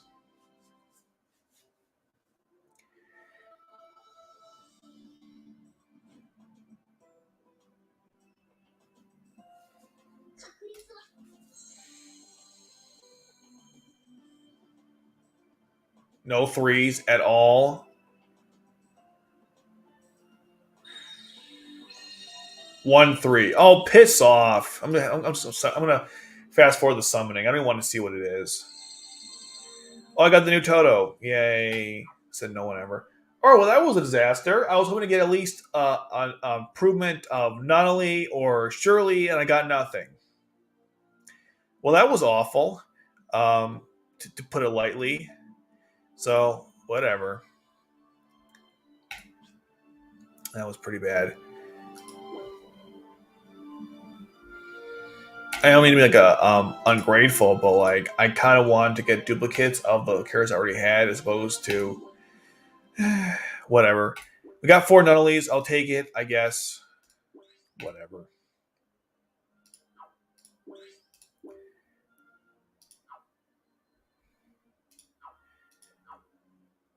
I believe I got a couple of V2, so I can upgrade him.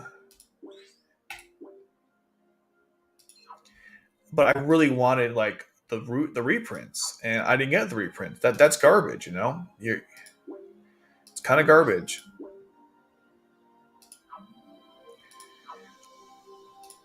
They should have had their characters in it. That's so irresponsible to do that. It makes like the whole experience that much worse. Yuffie's really powerful, so I got like none of her, you know, as like it's customary. Not enough Kikasa yet. What about Luke's? Okay. Well, Akito, can I boost him up? Yeah, I can. All right, let's do it.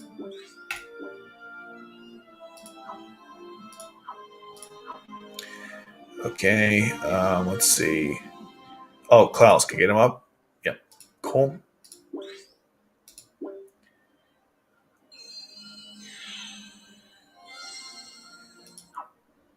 Arthur or he, huh? 3 Tamakis is rich. Yeah, you got that right. Cornelia, I don't think I have enough to get her at next level. Nope. R40.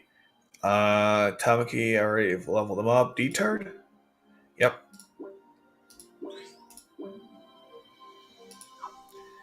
Okay, let's go back out. Valletta? Nope. I think Ogi got a long way to go. I mean, Toto got a long way to go. Yeah, we're almost there though, but a couple more rounds will be great. Lelouch. Oh, look at that. We got him to 3. Okay. Lelouch is very powerful. I'm not even gonna lie. Just that I was hoping to get a reprint of like something else. It's kind of frustrating. Ogi, still no. I think Psycho I maxed. I did not max her out. Still haven't. Okay. Almost there. Let's see. Guilford's maxed out. Okay. I think I checked everyone. Am I missing anyone? Toto. Man, I really like. Whatever. Be grateful what you have and not what you don't. Even I'm pissed off. But okay. Now let's do some battles. I'm going to do some simming because I need to give. Let's see. I'll replace Toto with Nana Lee. Where's Nana Lee?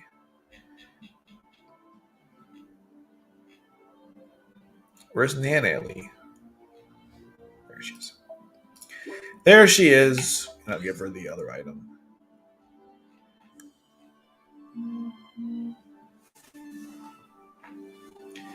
Where is that item? It boosts her stats. Why is my connection unstable? Close that out. 1 second.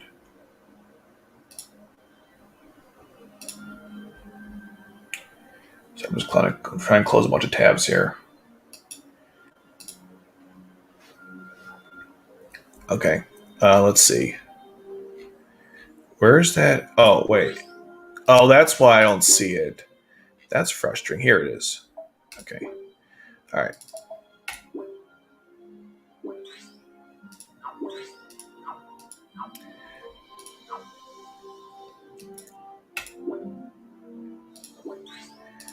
And we'll go 3.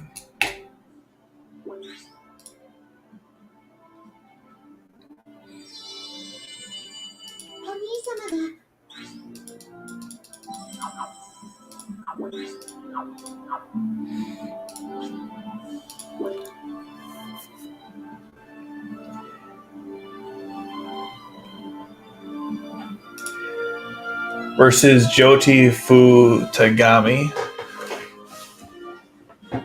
Okay, I gotta remember who this person is.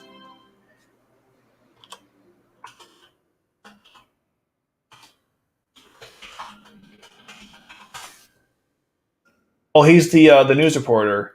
Oh, definitely detard. Although Futagami is actually part of the what is it? He's part of the not the military, but the government. So that's kind of interesting.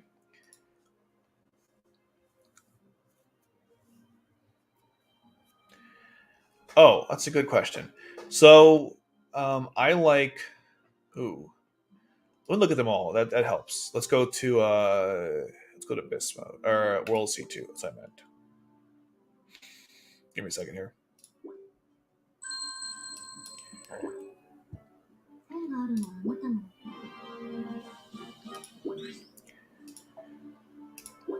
Okay, so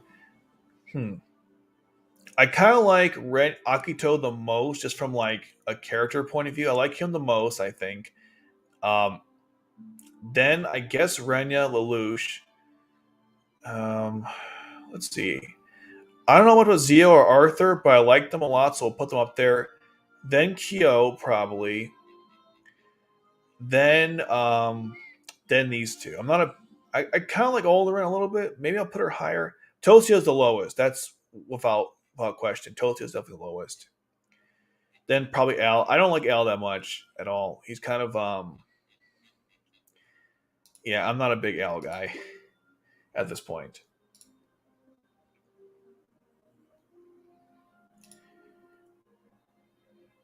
I think it's December, right? I thought it was December. Yeah, it's kind of cool. I was gonna maybe summon for him, but I'm no longer interested. These banners, the summon character is such bull crap. It's not even fun. Like you saw what happened there. I got nothing. How does that happen? That's lame. Absolutely lame.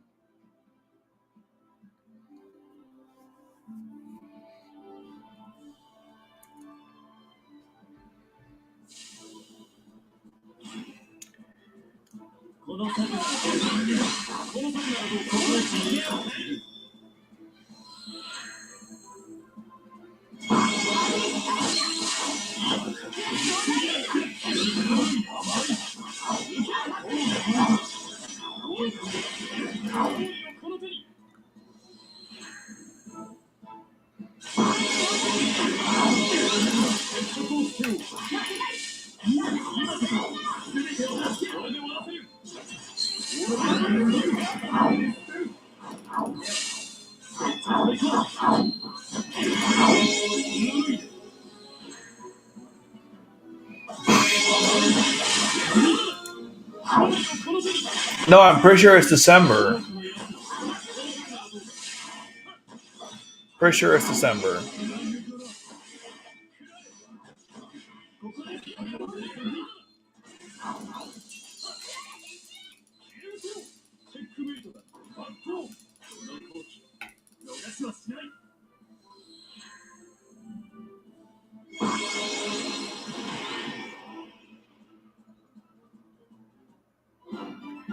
Pretty sure it's December. There are four variations of Lelouch at this point. You have Halloween Lelouch, regular Lelouch, Zero, and Happy Birthday Lelouch. I have three right now. I'm only missing the Halloween one, which I could have summoned if these banners were not garbage. Anyways, so frustrating.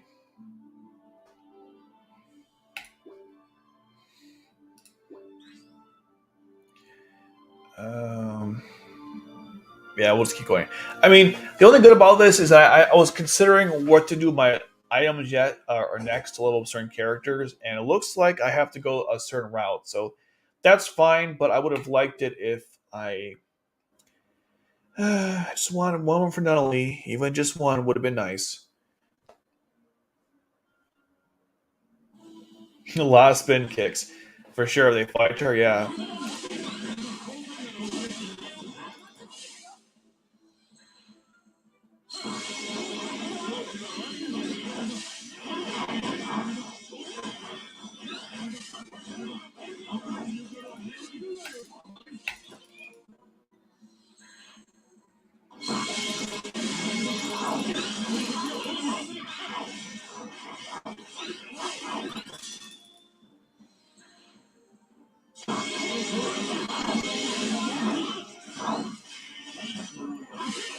Well, that's different though, because the white zero isn't Lelouch. In the hold on a second.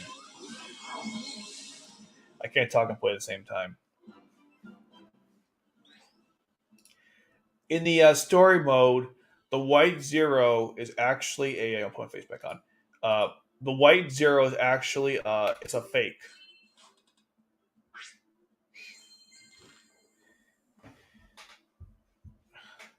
Oh, I think Jin's cooler. They're both pretty awesome though, older veteran guys. Is Julius Kingsley? Julius Kingsley is not in the game yet. He will be at some point.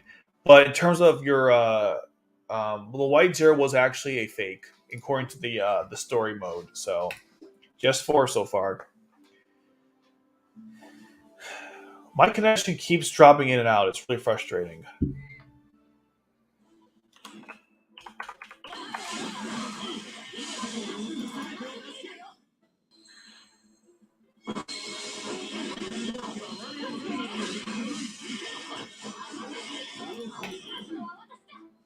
This looks okay now. Okay. No, it's not. It's dropping in and out.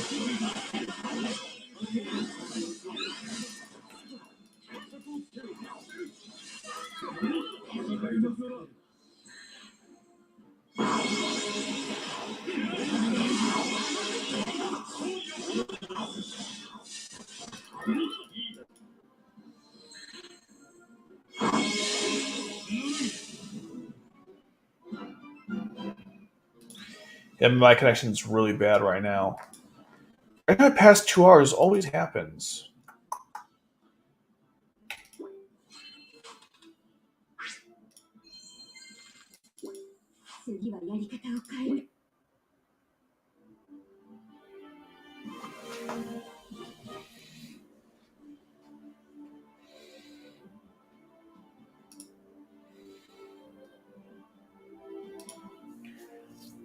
Yeah, there's a story mode for the white zero.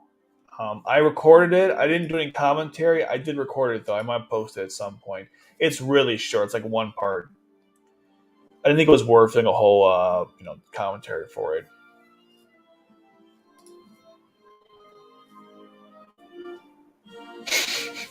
Oh, well, okay, fair enough. Thanks for explaining. I was kind of confused because I was like, if you just had one. I mean, yeah, here's a hat. I got one. I don't know. Maybe I'll buy an anime hat or something. Here you go, guys. My goofy base. I look so ridiculous with a hat on. I know some people do street with a hat on, but for me, it looks ridiculous. Um,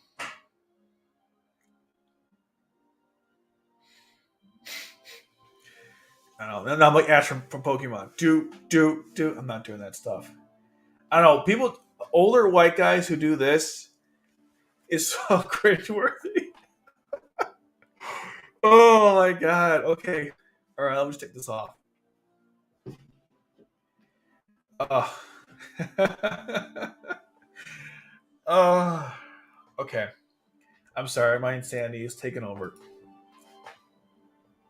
Okay. So your question.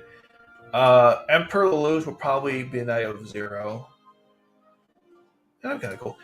Next stream. So we're going to do the recap films, then Resurrection, and then when those are done, that's going to be four streams. Then we're going to do the manga, Lucia Rebellion, because you guys requested that. The problem is I can't find all of it online, so I'm going to have to screenshot pages from the actual manga, which is not going to be a lot of fun, but yeah, what I do for you guys. But yeah, that would be my That's probably what I would choose. Colin versus LV. Probably Colin, although LV is pretty cool though. Especially her attitude. She's a cool, badass pilot, but I definitely would pick Colin over her. I don't know, dude. Jabba, I tried putting on the hat and it doesn't look good. Look at this. It looks terrible. Um,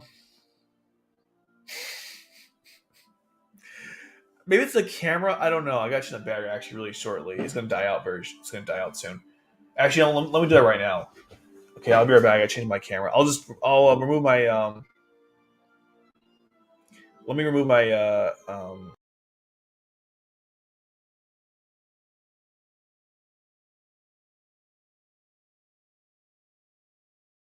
to the stream. You should be able to hear me, but yeah, let me change my battery. I'll keep the sound on while I'm doing this.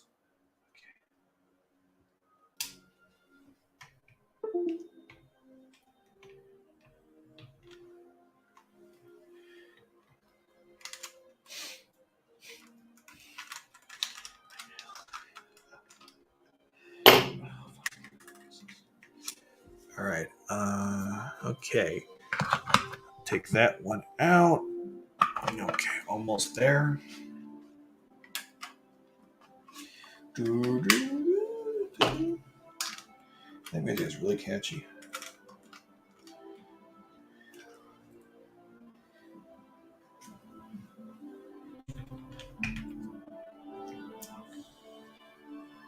Okay. All right, that looks good. Let me add the cam. Start the cam. Looking swag, more looking lame. Oh my god.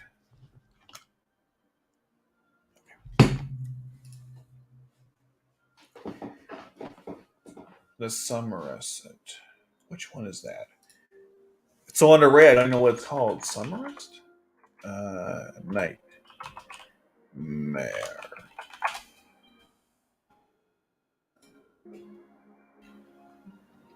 What was this even?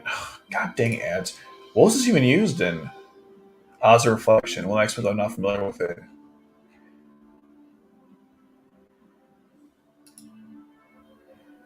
Wait, who pilots this Nightmare frame? Who's the pilot? Oh, is it a mass production model? Looks like it.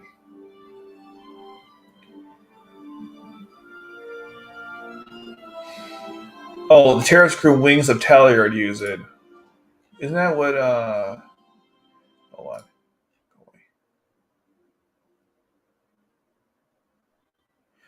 I think that was that little group, resistance group, that tried to stop them in the first couple chapters. I honestly don't remember. It's been a while. Hats are cool. I won't deny that. Uh, the front cab doesn't look too bad. You think this looks good? I don't know. I what guy does this? It's I think is it what the hell is his name? It's escaping me now. The Star Wars theory guy. I think he wears a hat. Whatever, the hat's on now. It's not coming off anymore. What Nightmare Frame is overrated and underrated? Overrated Nightmare Frame, Lancelot. Underrated Nightmare Frame would probably be Shinkiro, because you guys hate it so much. No, underrated.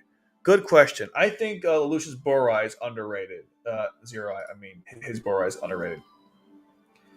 Yeah, please. Chris Locasio. Yes, Mega AAA Code Geass game. How about a RTS, please, where you play all the battles using all the awesome characters? Completely agree on that one. Wear more hats. All right, I'll buy some Code Geass. Is there any Code Geass hats? I'll buy some. Just for you guys. Maybe it'll help the views. Like, oh, look at that. You can't see the ball top. I want to watch more videos of this guy because that's...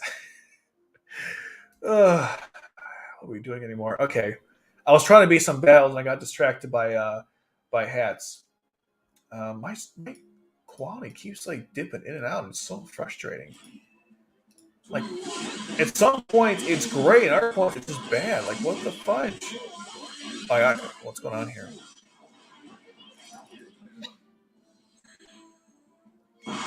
Yeah, you're watching like in and outs with my camera. Yeah, the quality is like dipping in and out. It's really annoying.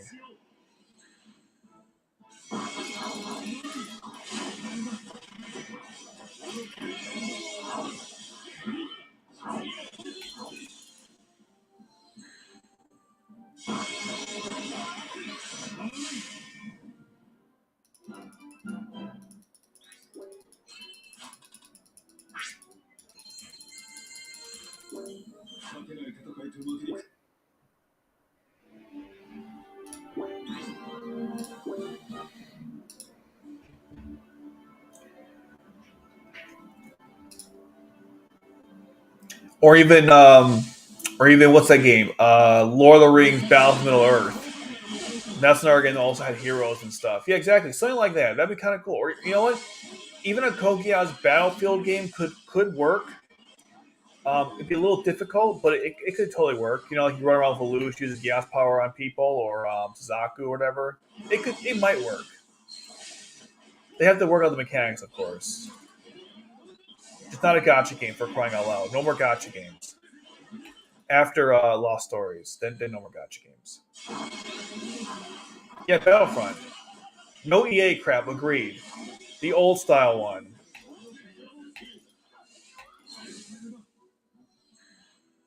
Jeremiah. I do agree though. That'd be really cool. Or Kogias mod, at least for now. Oh, haven't seen you kind Super Saiyan. Haven't seen you do it in a long time. Welcome. They actually have merch. Oh, you mean the Janissary Code one? Let's see. I'll take a look. Janissary Code Twitter. I'm sure it's overpriced crap. I'll take a look. Let's see. Janissary Code merchandise. I should type in Code Geass just so they know what the hell I'm talking about.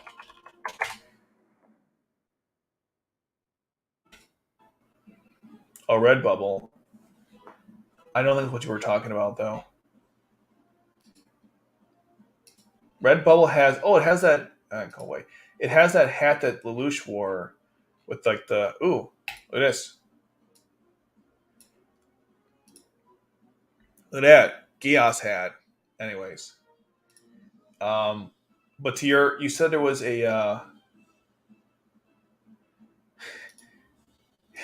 Yeah, welcome, dude. Uh, oh shit, a Kogo that would be awesome for sure. There's actually a lot of pictures of Lelouch wearing Kogias merch and wearing a hat.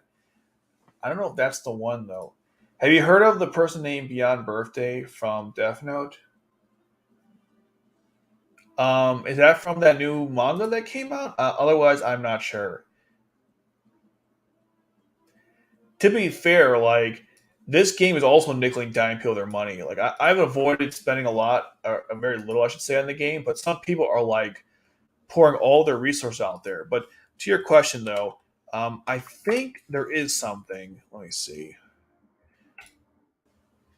There's some merchandise for this game. I'm not sure where you find it though. Like this is their main web page, which is the slowest thing ever. Um, I'm not sure where the merchandise is at.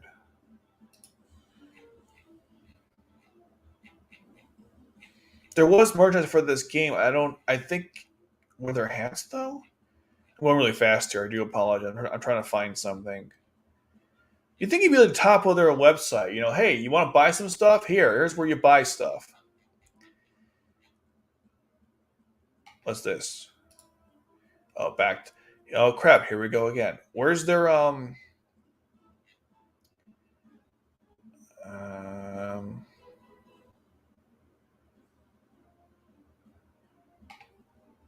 What are these? Oh yeah, if you want to buy some, if you want to get some, yeah, I don't know where it is. I thought there was something, but I guess not. I don't know.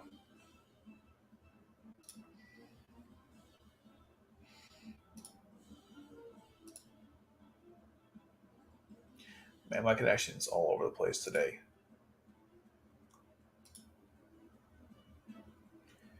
The back of L. I don't remember that, but it's probably the manga thing. It could be an MF, but characters probably use gas commands. That could work.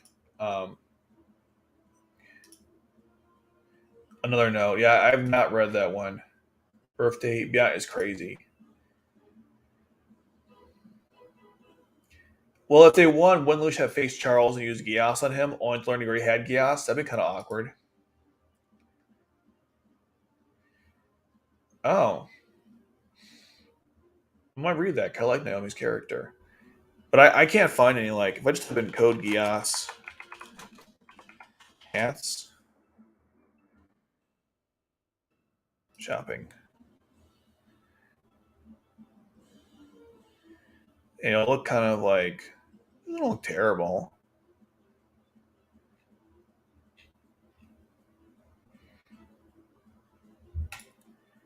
I don't know why this one speaks to me the most, even though it doesn't have red for the gas symbol. Anyways, I'll do some research later for it.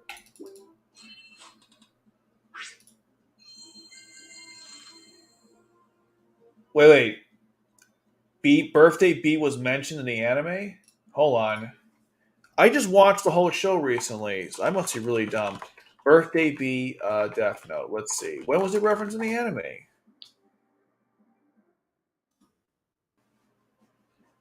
Uh,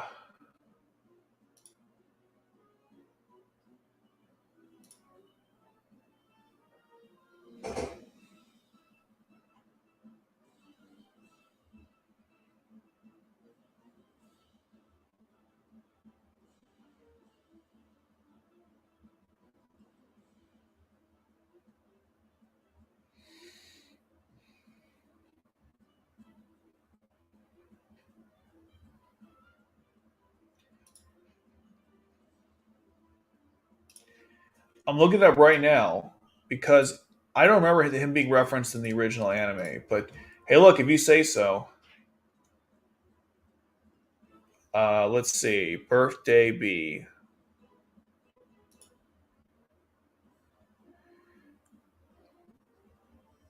He appears only in the novel. So what are you talking about if it was you referenced another one?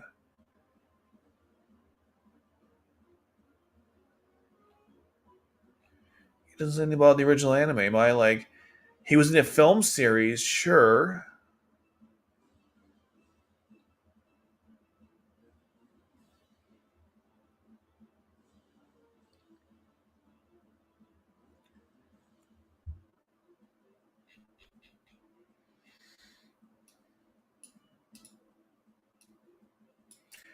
Am I like where was he?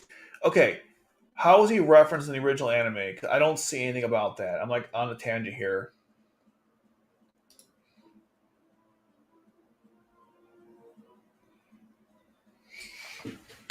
Well, isn't there one version of Death Note where what was it? Light ended up going to the Shinigami realm or something, where he was going to conquer the Death God King or something.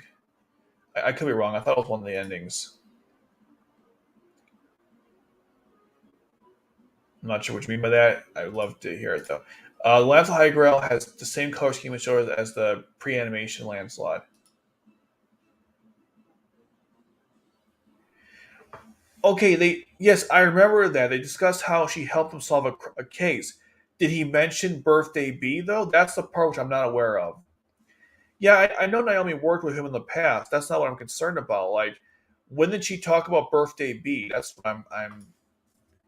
If I type in Naomi Misora,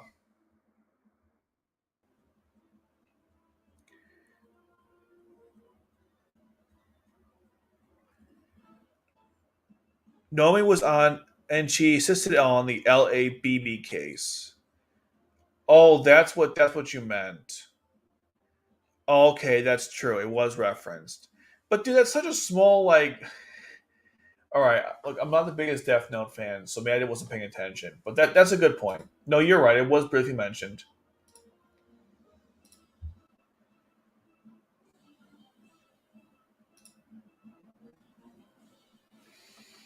No, you're right. They mentioned it. I'll have to watch the episode again. I just didn't remember it. Keep in mind that's so early in the show, and on some level, I love Naomi's character, but it's almost irrelevant in the grand scheme of things. Yeah, the grand scheme of things. I don't know why I had a hard time saying that.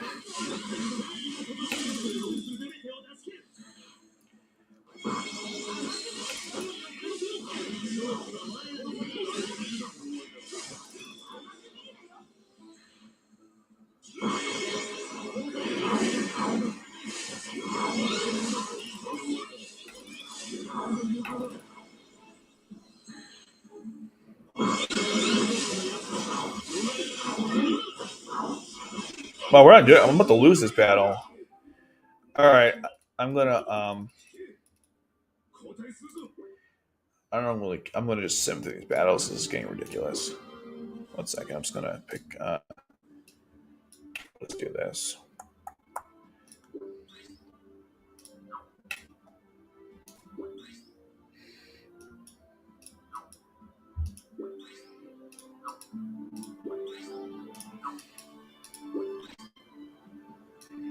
Yeah, we'll do this one.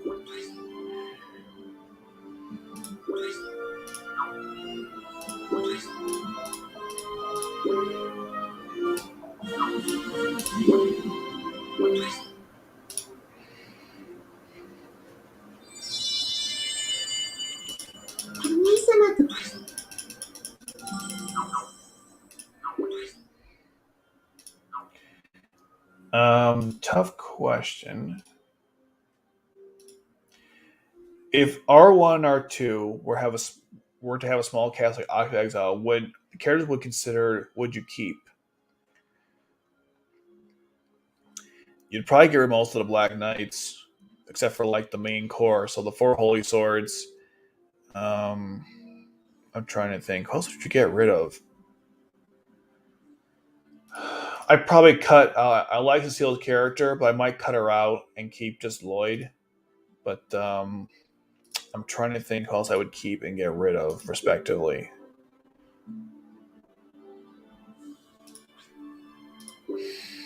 Good question.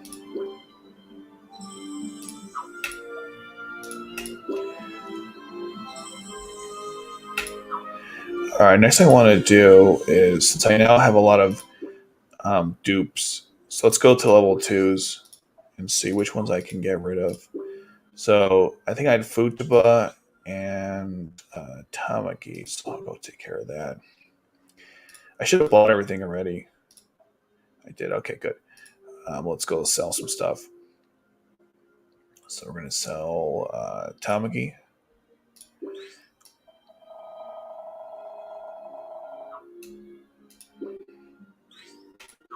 And then I can next sell. Is Guilford fully? Guilford is full. Okay.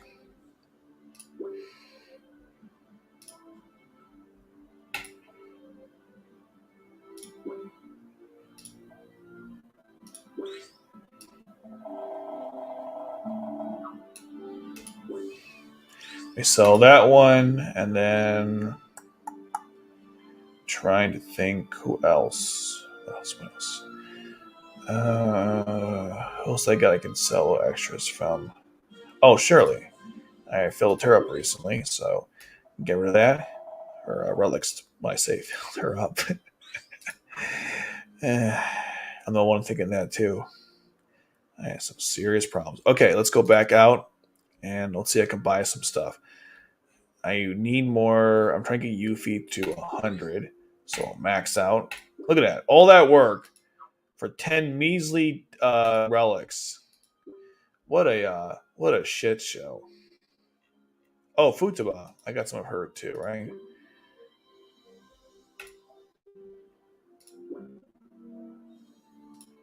I think it was just one, but I'll take it. Okay. But what a shit show. How close am I getting to Euphemia to level 100? I mean, fully ranked up, is what I meant to say. Let's see. I wanted to rank you up, but the game sucks, so.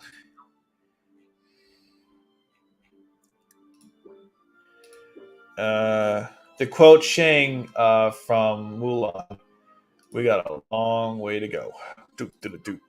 Long way to go. Okay. What I want to do now. Let's do duel, I guess.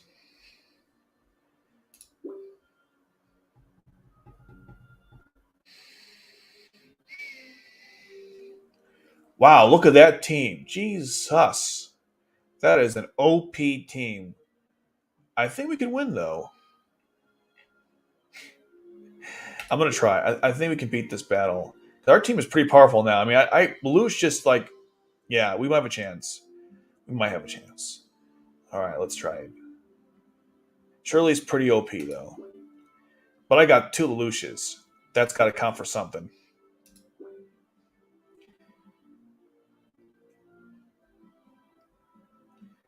But to your question, Ezel, I got to think about it. That's a good question, though.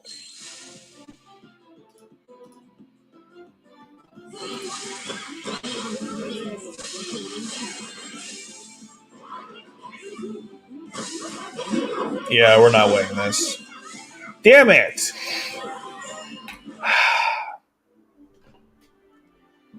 Hold on. What was the team this person used? I'm going to copy it. What was it? It was. All right, I'm going to take a screenshot real quick. Let me go F11 here.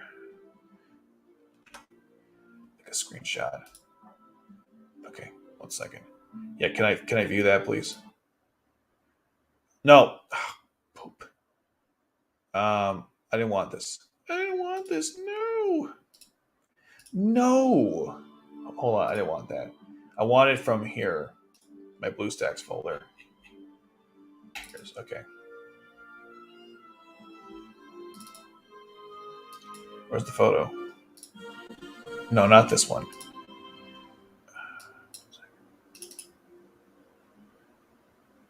Okay, there we go. I want this reference. I'm gonna try this team out since apparently it kicked my ass, so it must be really powerful.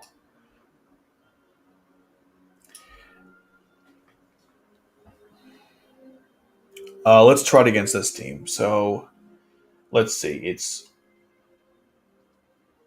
so I want to move Lelouch up here. Okay, him up here, and then replace her with Shadi. There she is. Okay, let's see what happens.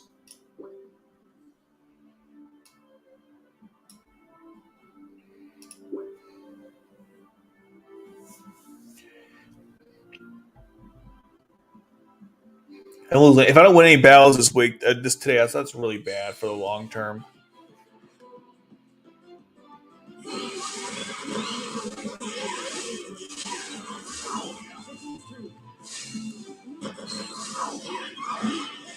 That's pretty good, actually. So far, anyways.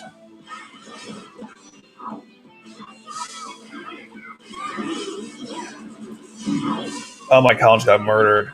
Oopsies.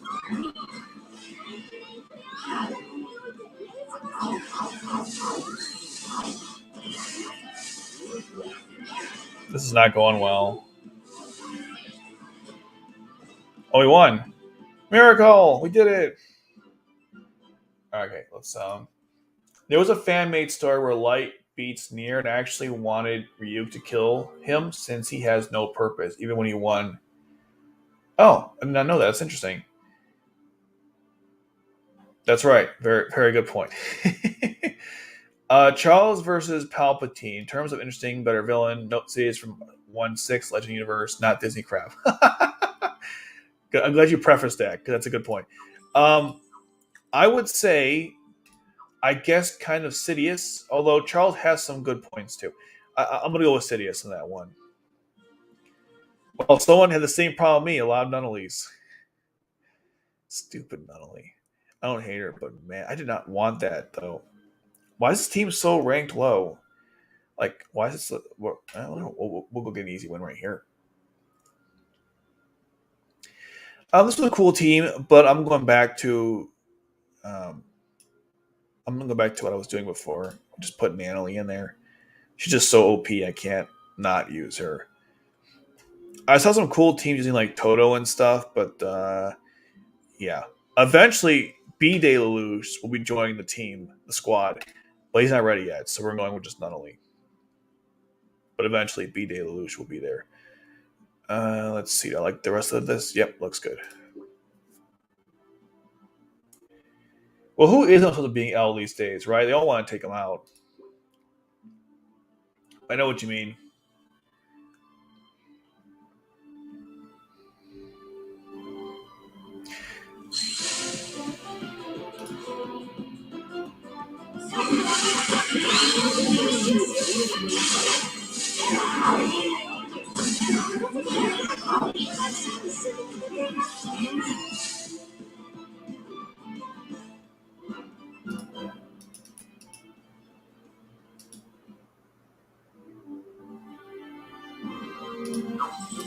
Yeah, I got an XP.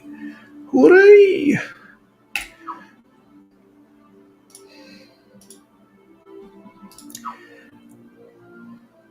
お前はこの世界についてどれくらい知っている?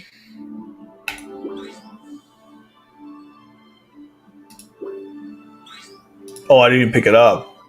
That's funny. So now if I go back to Yuffie, Mia, I think this is an order of when I got them, which I think you can order them at like strongest, I think. That would not be. There's one you can pick like the strongest characters over. Yeah, here it is. So Yuffie is now. Yeah, it's still a long way to go, but it's definitely better. These are like the top 10 strongest characters I have. Wait, Nully's up there? That's not right. Lelouch is stronger. What about what's this? I have no idea what any of these things mean. What does this one do? I think this is the most accurate one. Birthday Lelouch is really powerful. I'm gonna probably put him in the 100 club at some point. How far I get him at this point? Just out of curiosity. You know, I won't bore you guys with this. I'll have to mess with that later.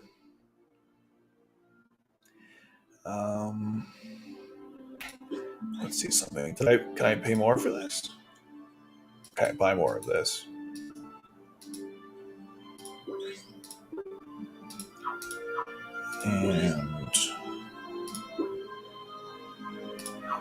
And the Bradley way. For the Bradley way. Speaking of that fool, where is he? Bradley. I'll say one about Bradley. For better or for worse, he's at least his chibi is like somewhat nice to look at. Look at this. Oh, wrong characters. We'll do All Hail Britannia. I'll show you what I mean. So I'll bring up Cornelia, Jeremiah. Where's Bradley? Valletta. Who else? Who else? All Hail Britannia. Besides those four.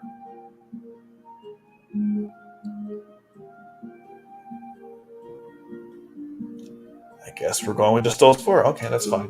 So see here.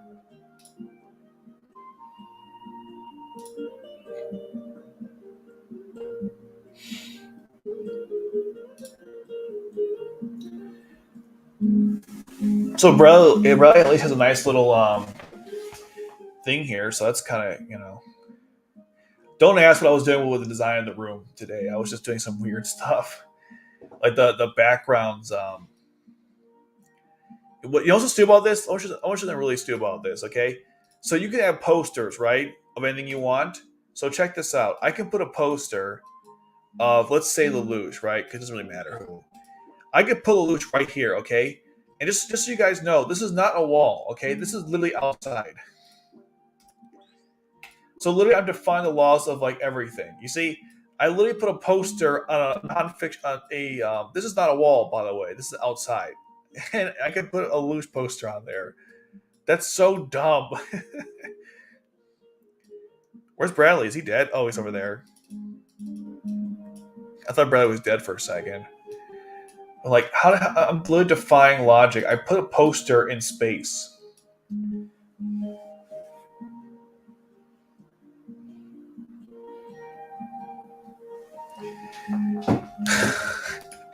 Well, it's because of Lady Lelouch. This is CBR's fault. They brought up Lady Lelouch, if you guys remember. What's your opinion on the ship of Zaku and Shirley and people supporting of it? Well, there's not much evidence of it. I mean, there's like one scene where he falls on her, and that's it. I don't know if I would call that as like evidence of a ship. I think he cared a lot about her based on when she died. It really upset her. Upset him, sorry. It upset her too, by the way. But you know what I mean. But still, though, I think it hard to say. All three Nunnalies, in case you wanted to see them for some reason.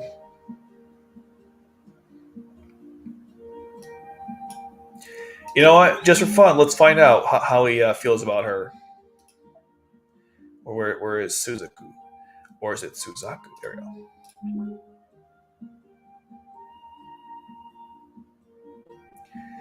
Man, 3 Nunnalies. Can the world? How will the world ever deal with 3 Nunnalies? I don't think this room is wheelchair accessible, by the way.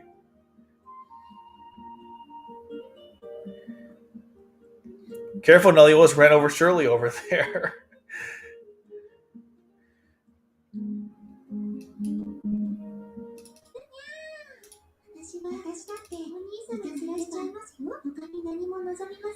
God, so many Nanolies.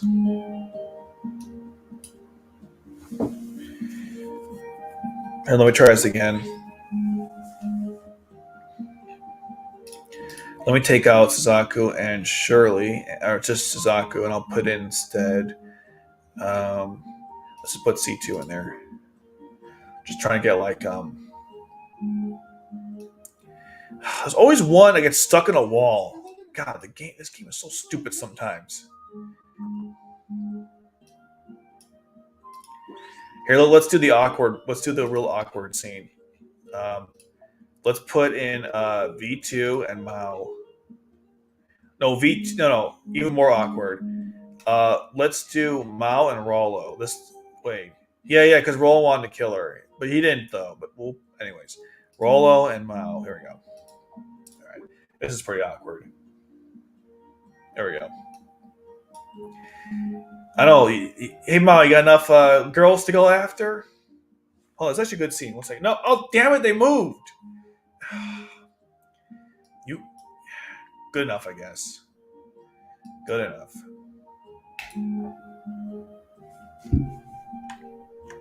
That's good too, actually. Here, let's go into. Let's zoom out. Oh, let me zoom out. No. Oh, that's one. Now let's try. No, that's a lot of Nunnalies. Look at that. That's a lot of Nunnalies with Mao. Oh, what am I even looking at right now? This is what happens when you have when you just. This is so stupid. Okay, why can't I zoom out? There we go. Oh, I can hit this button too. Okay. Anyways, Mao needs to stay away from Nunnally, like all of them.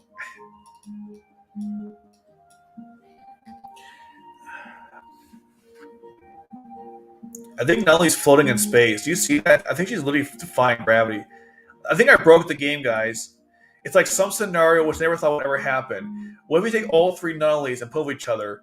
Who rolls? Look at this. I think I literally broke the game because Nunnally is like floating in space right now. That's funny. I think I broke it.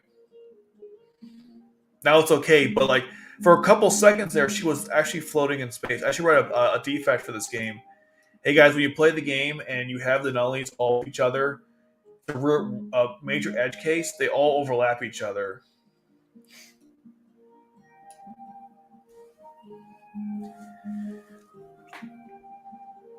My mesh team is really freaking awful right now.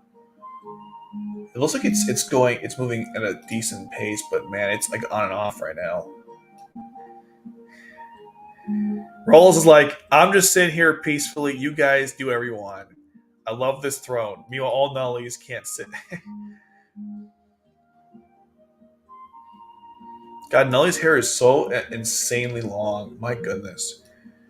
All right, let's try some other combinations here. All right, we'll keep the Nunnallys because I think it's funny, and I'll put it. We'll get rid of these two. So we'll do. We'll do Euphemia, but not Euphemia and Cornelia. All the sisters united. Well, the ones in the game anyway. We don't have. I keep saying it's Catherine, but that's not her name. That one and Genevieve, they're not in the game, so it's just these girls right now. Oh, and Maribel, also not in the game yet, but she should be at some point because they're going to do Oz of Reflection. I believe they're going to. They better. What are you doing over there? Anyways.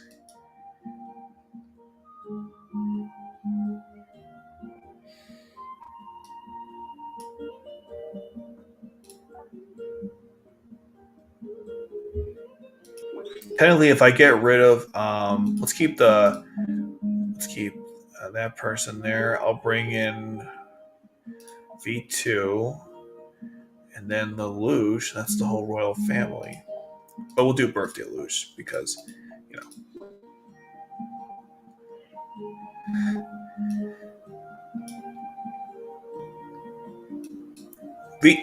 Euphemia, get over here. Join your family for a photo. We're taking a family photo of everyone. Get over there. Oh my God! Join your family for the photo. Vito went off his daily schedule to come here for a family photo. Euphemia, stop being annoying. Everyone is patiently waiting, and you're over there. All right. Let me just. I'll do this. You have to reset the characters to. I'll remove that dumb poster because you can barely defy logic with that stupid thing. Let's put it away. Okay.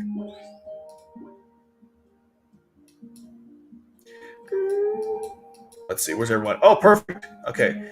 Now Nully has to come. No, don't move. Don't move. No, don't move.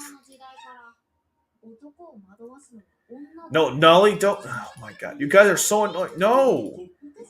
Oh my God, we can't take a family photo if you guys. Oh, loot.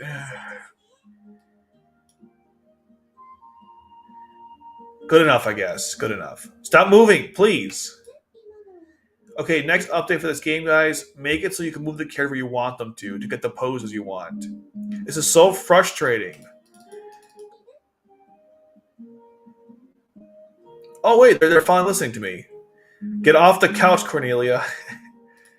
All right. Well, what a happy family. Oh, this one's pretty good actually. What a happy family.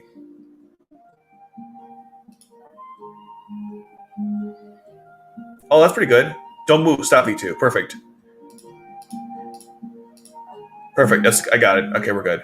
Ooh, they're moving closer. Okay, maybe we'll get something better. Okay. Here we go. What a happy family. Looking at Shin, John, Alto, and Dash. Probably not. Ryan seems to be on their lower priority.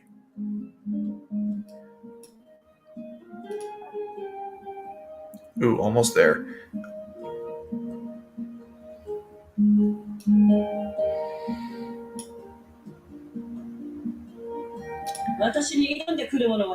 Can't you go this way, Cornelia? It's fine. I got what I want. I got what I wanted. That's cool. What time is it? Oh, geez, 3 hours already. God, I can go all day with this. I got stuff to do. Okay. What do I want to put? I'll end with something nice. I'll do Lelouch and C2, Suzaku and Euphemia, and then Cecile because I like Cecile. When's her alternate coming out? There we go. Really?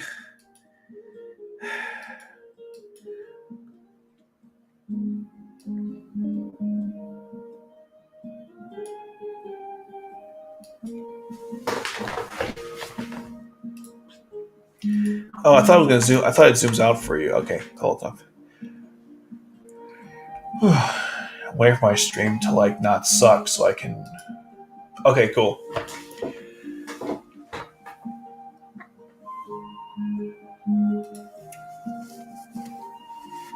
Okay, I think we'll end it here. Thanks guys for stopping by the stream. Some awesome stuff today.